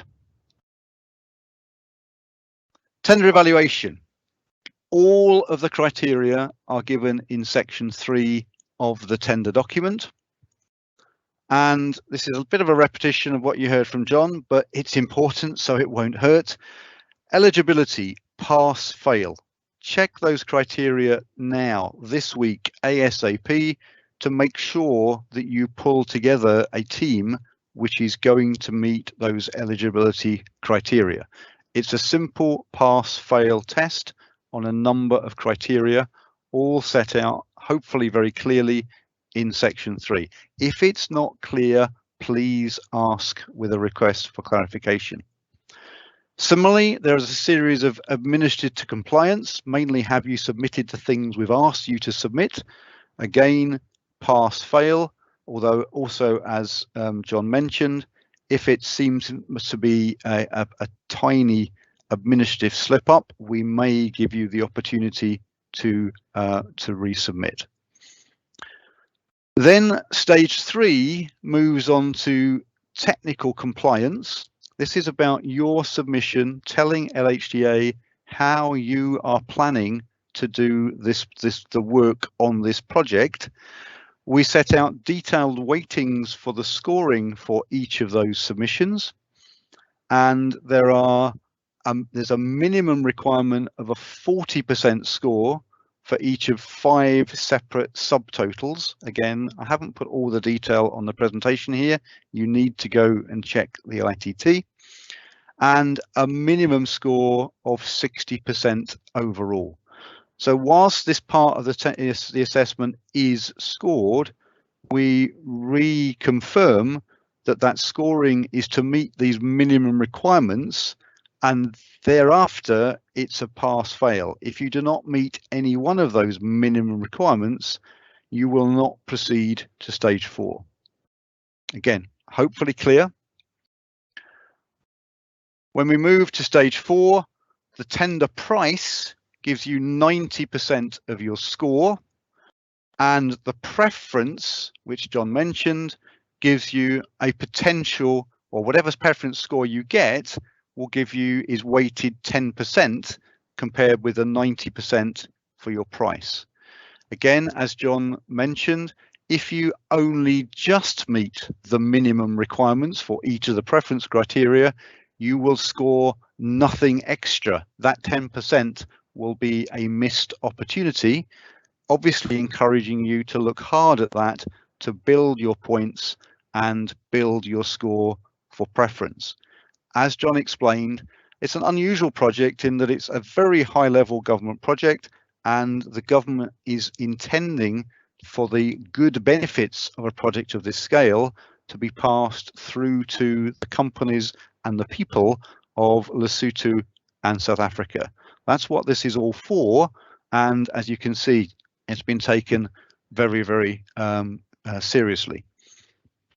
Those minimum requirements we've set out clearly. Some of them are clear black and white disqualification criteria. If you do not meet it, you will fail. Some of them are slightly less harsh, and they have been quoted as what we've called a condition of award, meaning that we on the marking side will think it's likely that you will be able to meet those criteria, but you will have to show, you will have to improve your submission to build it to get to those minimum requirements prior to any award of contract. And then stage 6 simply puts together the scores for your tender price and the preference to give you a combined score. The highest score clearly will be the most successful tenderer. A little bit more detail on those preference categories because it's an unusual system. There are categories for employment. Where are you going to employ your people from? There are categories for the national participation. This is the part that John mentioned, and it is a disqualification matter. If you do not come to us with a minimum of 10% of your tender price being used by what we've defined as Lesotho national enterprises, 10%, a minimum of 30% going to the South African enterprises, of which 10% has to be the local standard definition of RSA black owned enterprises. To be clear, that's 10% of the 30%. So if you do not meet those criteria, your time working on this bid is completely wasted. So clearly your very early action for the tender team is to pull together companies that can enable you to meet those criteria. There's also a similar issue regarding procurement of goods and services, again with requirements to provide. This is your this is not subcontracting. This is the pure procurement of goods and services. Again, a relatively small but critical for the local area. 0.1% has to come from the project area, 10% Lesotho, 40% South Africa, of which 10% from RSA black-owned enterprises. There's also scoring for your proposals for enterprise development and for skills development, the detail of which again is in the instructions to tenderers. Those promises that you as a tenderer make, they are not just to get you through the gate and get you on the contract awarded. They are commitments by you as a tenderer to LHDA, and they will be monitored, and they are subject to what we've called non-compliance charges. And I've given you the reference there to the various particulars of conditions of contract, which give the impact on you if you do not meet those obligations. Clearly, we don't want to be using those negative fines, effectively charges. What we want you to be doing is to be meeting those criteria for the benefit of yourselves and LHCA and the people of Lesotho and South Africa. So that's all I have to say on the overall procurement submission criteria. Now just a couple of general points on relatively high-level contractual matters. As I'm sure you've already noticed, I hope you've already looked, the base contract is the Multilateral Development Bank's version of the FIDIC Red Book, which is known colloquially in the industry as the Pink Book, published in 2010. Matlametsi, as we've mentioned, will be the engineer to that contract. Payment to you as the contractor will be in the local currency Maloti, the Lesotho currency of Maloti, which is equivalent to the Rand, and one freely convertible currency which you as a tenderer are allowed to specify, and you put that label of that currency in the bill of quantities and you tell us how much you want of both Maloti and that freely convertible currency for each of the items in the bill of quantities. Back to that bill of quantities, we have made it very clear in the preamble that the BOQ will be deemed to cover all of your obligations under the contract.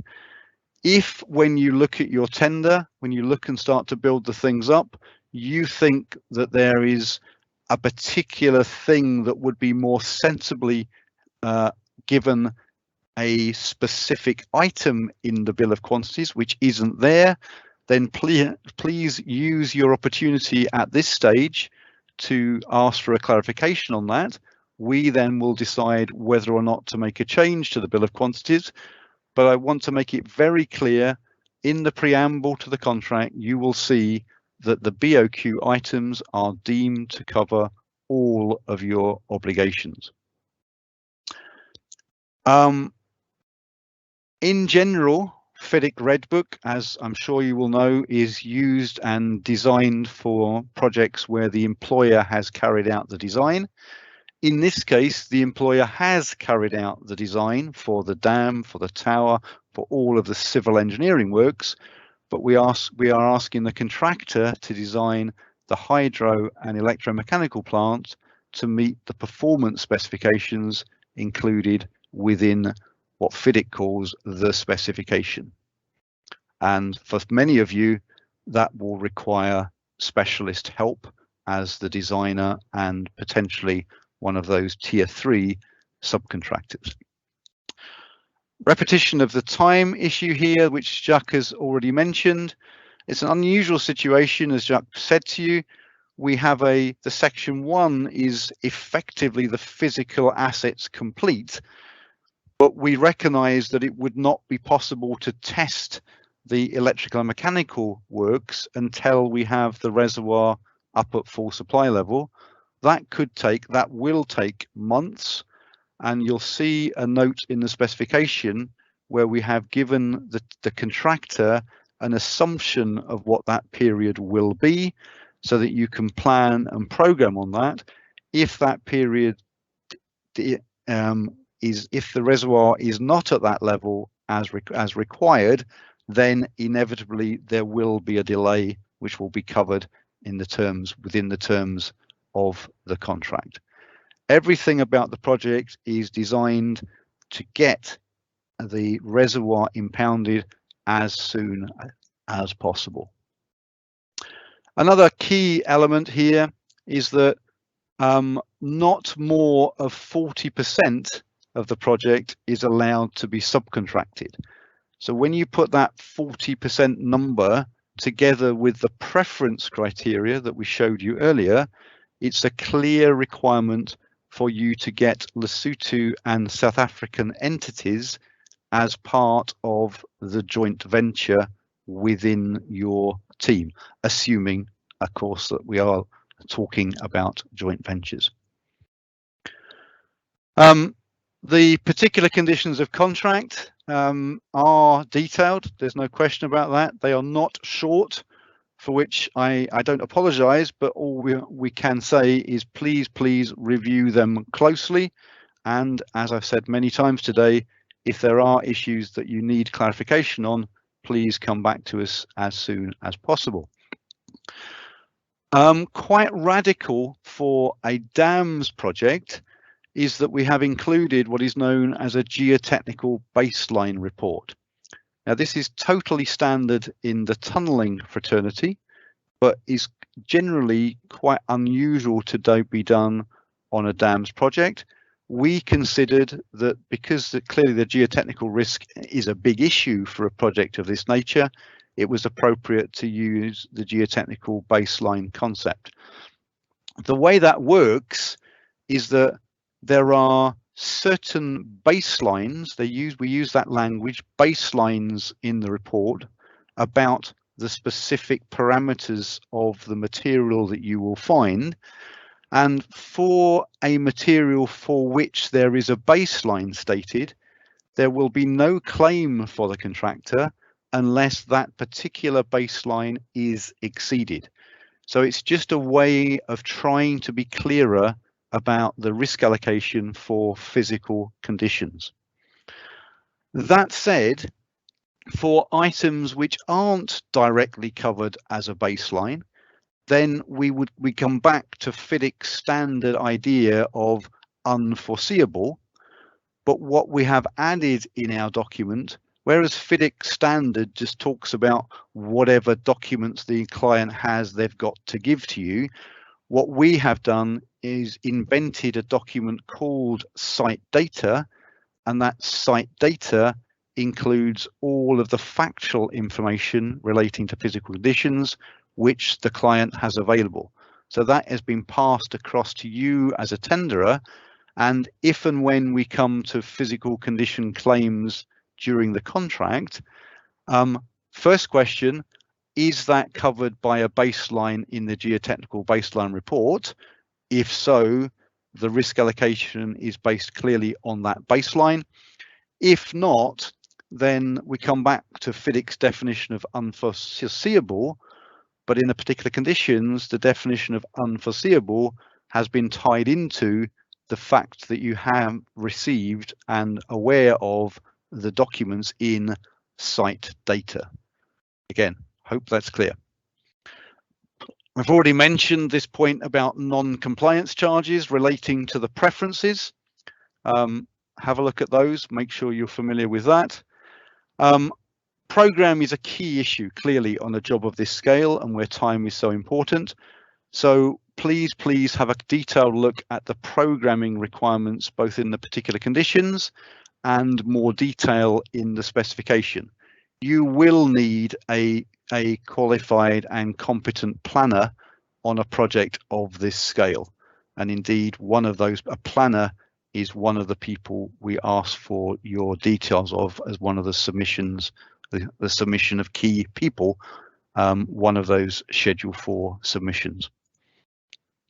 Another unusual point on the project is that the client LHDA has gone out to the insurance market and will be providing some insurance, and as a result of that, the insurance provisions, clause 18 in FIDIC, have been completely rewritten. Now is not the time or place to get into the detail of that, but please make sure somebody in your team with appropriate competence has a look at what is there in clause 18 and make sure that your insurance provisions when you come to tender are compatible with those requirements.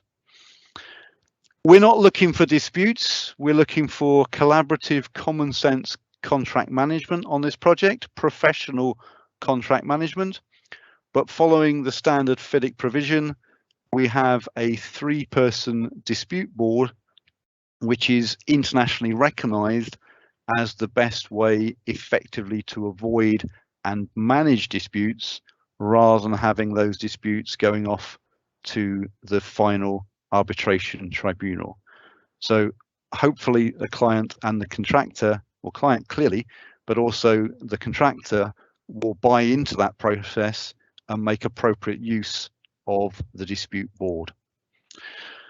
Odd point which Jack mentioned, worth reiteration, You've seen the requirements for the Polihali permanent village and for the management camp.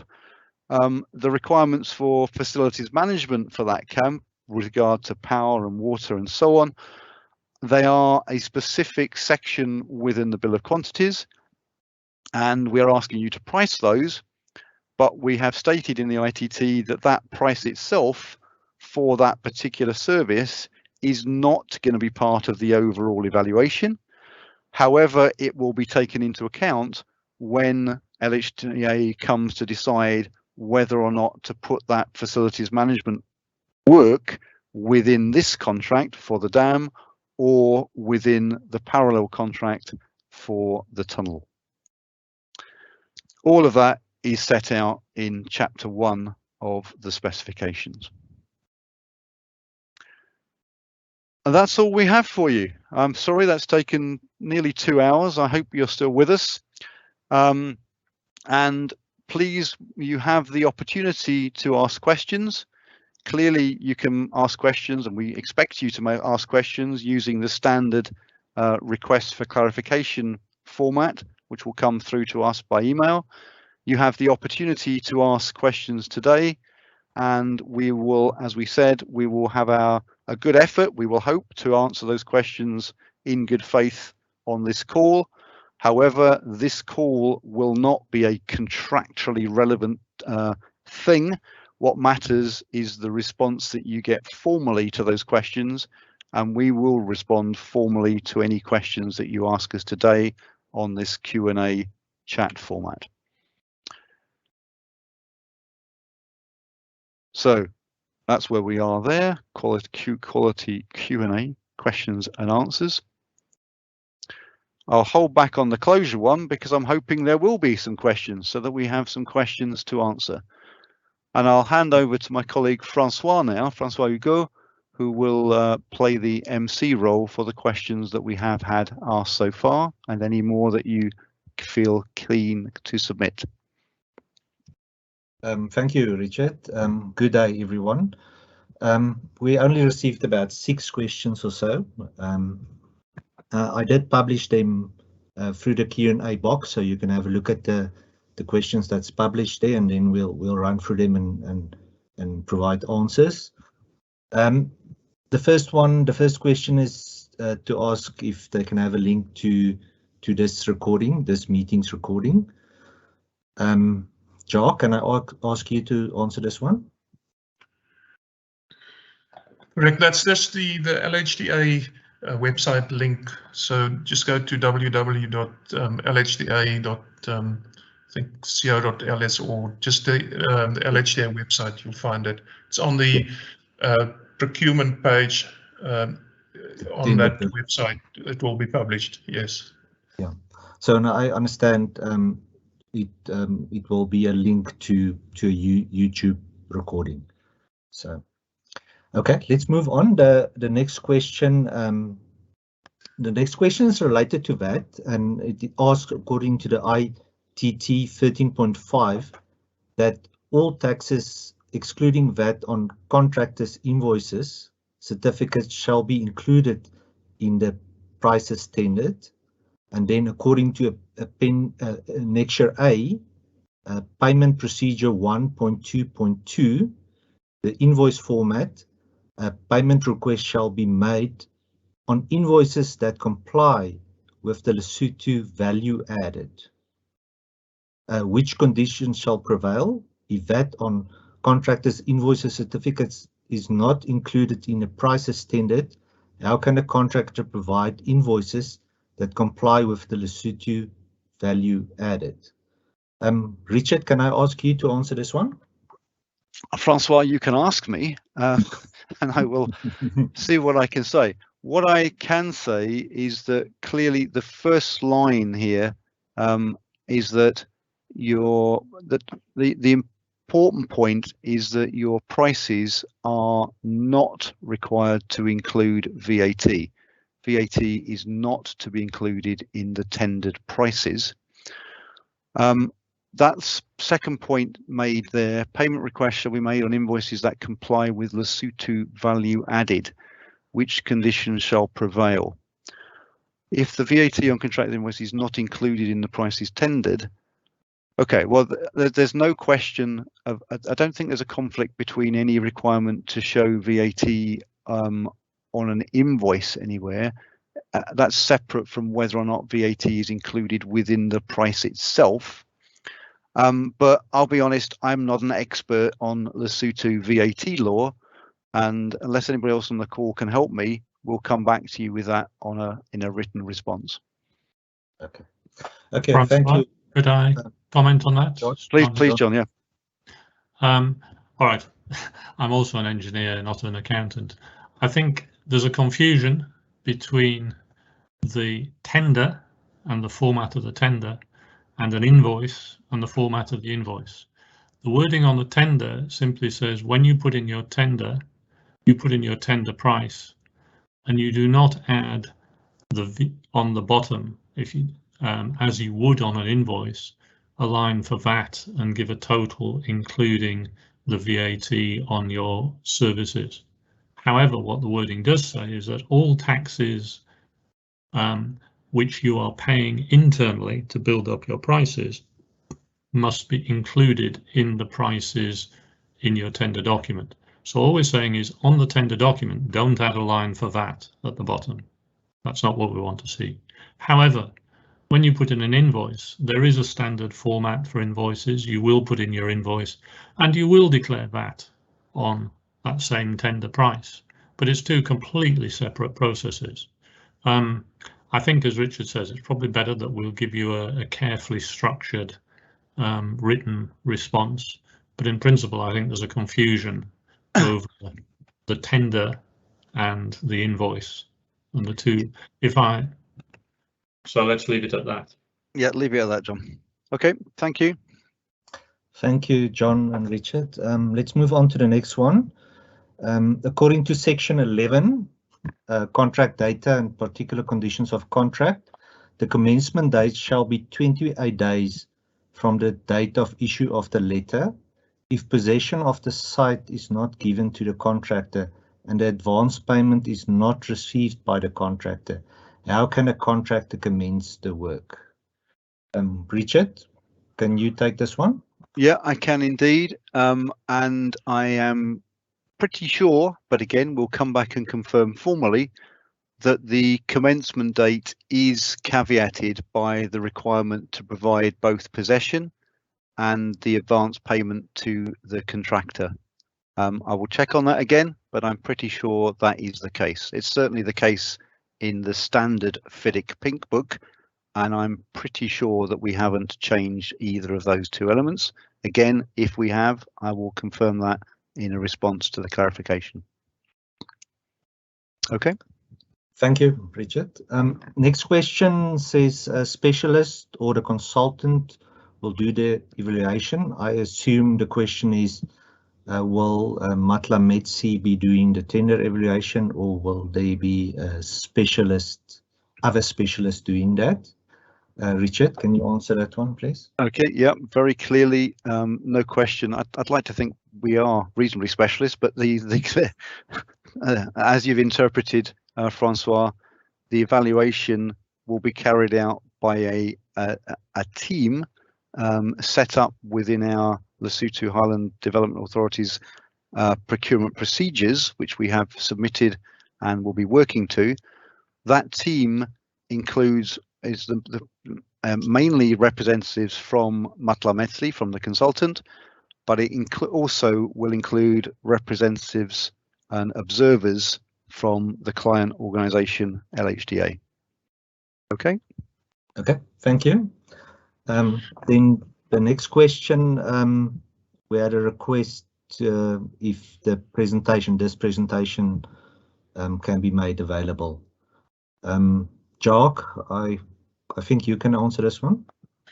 Yes, as Richard mentioned, it will be made available. It will always also be published on the LHDA website. Thank you, Jacques. Then the next question, procurement of tier 3 specialists will be done by the appointed contractor or by the consultant. First part, who is going to do the evaluation, contractor or the consultant? I'm not sure if I understand the second part. Richard, can you try and answer the first part? I think I can. Just to be clear, if it wasn't already, this tier 3, the only reason for the tier 3, as was clearly explained by John, is that those contractors for those specialist types of work are allowed to be included in the tender for more than one tenderer. That's the only key difference between the tier 3 specialist, but they are, in procurement language, they are still a domestic subcontractor. They are still chosen, appointed, managed, evaluated by the contractor and not by the consultant. The only ruling, the standard ruling required within FIDIC, is that those tier 3, if they haven't already been nominated, they will require the consent of the engineer. But in this case, they will have been nominated by you, the tenderer, as part of your team, as part of your tender submission. So simple answer, it's done appointed by the contractor. Who is going to do their evaluation? The answer is the contractor. Okay, thank you, Richard. Next question. When tendering in the name of a parent company, is it possible for a company to use their subsidiaries' experience in the tender? And then the question asked the other way around. When tendering in the name of subsidiary, is it possible for the subsidiary to use their parent company's experience in the tender? Richard, can I also ask you to answer this one? Yeah, the simple answer is no. I'm hoping John is listening carefully here, but I'm sure the answer is no. The only point we have made available in the tender documentation is that a subsidiary may use the parent company's financial strength as part of their tender submission, but not their experience to meet the qualification requirements for the tender submission. So that has to come from the joint venture that is making the bid. Okay. Thank you. John, do you want to add something? Yeah, since Richard referenced me, I'll just add, but essentially supporting what he's saying. So the easiest part to answer is the second. When tendering in the name of the subsidiary, can you use the parent company's experience? If you read the documents, it's very explicit that the subsidiary may not claim the technical experience, the project experience of the parent company.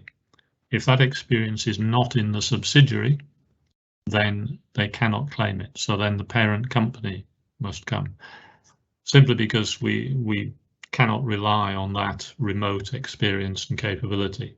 As Richard said, they can make reference to the parent company's financial support, but subject to actually having a parent company guarantee to back up that financial capability, because reasonably one could expect the parent company to provide financial support, but they have to guarantee that they're going to do so.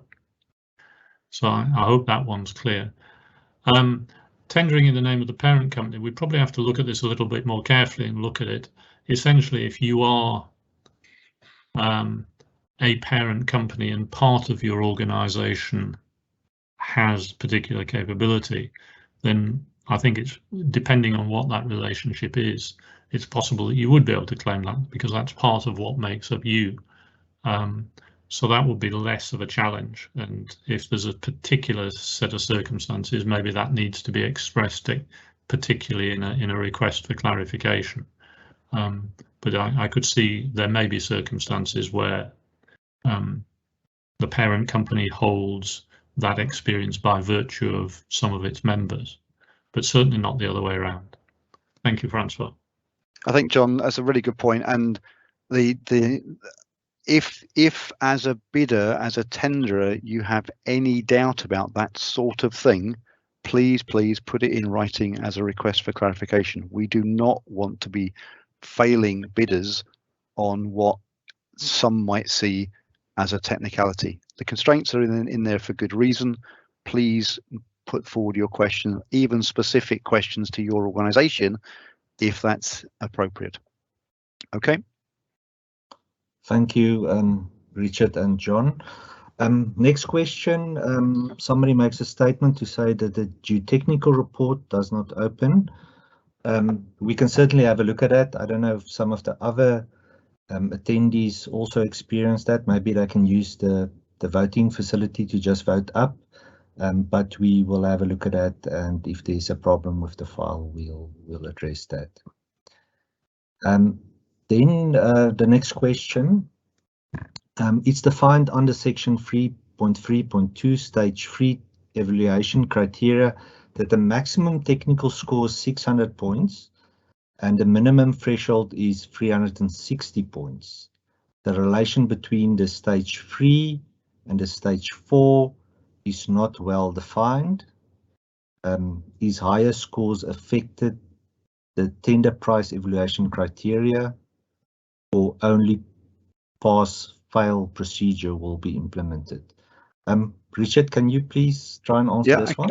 I can again, and hopefully that was made clear in the presentation, both by John and then by myself. The stage 3, the technical score, there is a minimum requirement to achieve and to pass on that stage 3. And as I mentioned, there are several subcategories of score where you have to reach a certain points. There's also the overall score, as in the question, you have to reach. But once that score, that stage 3 scoring of the technical proposal is completely separate from the priced evaluation. If you do not meet the minimum requirements for the stage 3 technical scoring, your bid simply will not be carried forward into stage 4, the priced evaluation. So there is no interrelationship between 3 and 4, other than if you don't get through 3, you won't go on to 4. Okay. Thanks, Richard.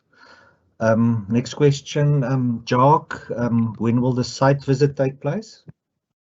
Okay, the site visit will be next Tuesday, the 31st of August, at 10 o'clock. Just note, on the LHDA website, there's a site visit itinerary that's already been posted, giving you all the details, and it's advised, because it takes, just be aware, it takes approximately 4.5 hours from Seru to get to site.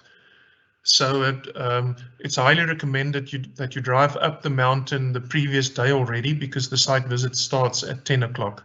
And then please just be aware of all the COVID requirements at the border posts, just so that you don't get stuck at the border post. Thank you, Jacques. Next question, what would be the easiest for Tier 3 company to make their services available to the major contractors, Tier 1? John, can I ask you to answer this one? Thank you, Francois. Okay, I hope I outlined several things. So first of all, there's the database site on the website, the LHDA website. But let's be honest, there's no guarantee that everyone will pick you out there. Secondly, there is the mere fact that by attending this call, your contact details will be published with everybody else's on the website. But again, that might disappear under a large number of other organisations. But finally, you've got the opportunity to be proactive, because we are going to publish all the attendees on the website. Then you have the opportunity to see who's there, scroll through them, and by definition, those are the organisations that may have an interest, and you'll have contact details. So you've got the opportunity to make your contact. LHDA is not going to act as matchmaker, but we're trying to give everybody the opportunity to identify potential partners. So you've got different ways of doing that. And I would recommend the last one, that as soon as we publish the list of names on the website, you then have the opportunity to see who potentially is interested. Obviously, there's no guarantee that everyone who's attended this call is going to bid, but you have that opportunity to track them down and react and interact with them. Thank you, Francois. Thank you, John. Next question. On what point do all parties to the JV have to be relevant experience or have the financial guarantee? Richard, maybe not too clearly stated, but can you try? No, it's not too clearly stated, and all I'm going to do is refer you to the details in the instructions to tender document. As a general rule, the whole purpose of pulling together a joint venture is so that the joint venture together has the relevant experience. So clearly not every individual member of a JV has to meet all of the experience criteria. In terms of the financial guarantees, please take a detailed look there to see what we have said for a specific joint venture, for the joint venture arrangement, to see what the ITT says about whether or not you need a financial guarantee from each member of the JV or from one member of the JV. Again, we'll come back to you on that with a detailed response, but in each case of these, we hope and we think, because we've worked quite hard on this, we hope that the ITT is clear. We will respond directly to that one after the event today. Okay. Thank you, Richard. Looks like the last question we have. Sorry, Francois, could I just add to Richard's comment? My apologies. Sure. No in terms of the first half of the question, do all parties to a JV have to have the relevant experience? Clearly, as Richard said, the whole point of a JV is to pool the competence of different organisations. And when I did my little talk, part of it was to identify what constitutes the tenderer. So the technical evaluation is an evaluation of the tenderer, and the tenderer is the combined power of the Tier 1 and Tier 2 group. The financial, as Richard's mentioned, is a little bit different. You need to go through the detailed words, but in terms of the overall experience and submission, we're looking at the tenderer. And obviously what you hope for is complementary capabilities from different parties to that tenderer. Thank you, Francois. Thanks, John. Okay, last question. Who's responsible for the road design leading to the hydrological station, rather the gauging station? Jacques, can I ask you to answer this one? Yes, Francois. The contractor obviously designs his own site roads. We've designed the roads, the permanent roads, but not the roads to the gauging stations upstream of the dam. There are 5 rivers entering the mainstream, and there's a requirement for gauging stations. Please note, not weirs, gauging stations. On each of these 5 tributaries coming into the reservoir, and the access roads to those stations have to be designed by the contractor. Okay. Thanks, Jacques.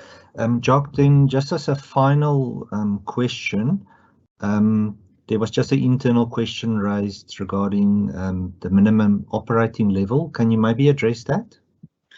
Yes, just to clarify, we've stated in the presentation that once the full supply level is reached, then you have to grout up the diversion pipes in the concrete plugs. That's the minimum operating level, not the full supply level. And also the full supply level, it's expected, will only be reached in a number of years after construction is being completed, and it also depends on the operating rules, on how the entire system will be operated. So just note that we won't in all probability, we won't reach the full supply level even during the defects period. So it'll only be the minimum operating level we can expect to reach during the defects period. I hope that clarifies it. Thank you, Jock. And Richard, then yeah, that's all the questions we received, so I can hand back to you for closure. Thank you. Okay, thank you very much, everybody. Thank you very much for your questions.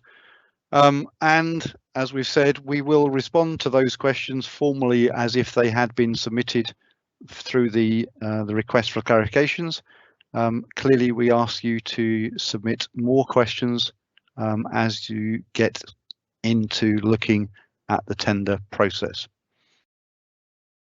So with that, all I can say is thank you very much for your attendance of some 120 people at one point on the call today. The site visit has been queried. That will be on the 31st of August this year. We'll issue responses to these clarifications as soon as we are able. Please, obviously, as for any tender process, do look out for and be aware of possible addenda. When you come to put your submissions together, please use the forms provided in section 4. Repeat, please do not submit zip files. We've had a problem with that on one of the other tenders here on the same project. So please do not use zip files. We ask you for an Excel version of the BOQ and for PDF versions of all of the submissions. Please submit them as PDFs on the required DVDs. Tender submission date, 12th of November 2021, which sets a lot of you a significant project in its own right, which is responding professionally and properly to what we hope are the clear requirements for this tender. So all I can say is thank you for your interest in your project and for attending today, and we look forward to hearing from you during the tender period. Thank you very much.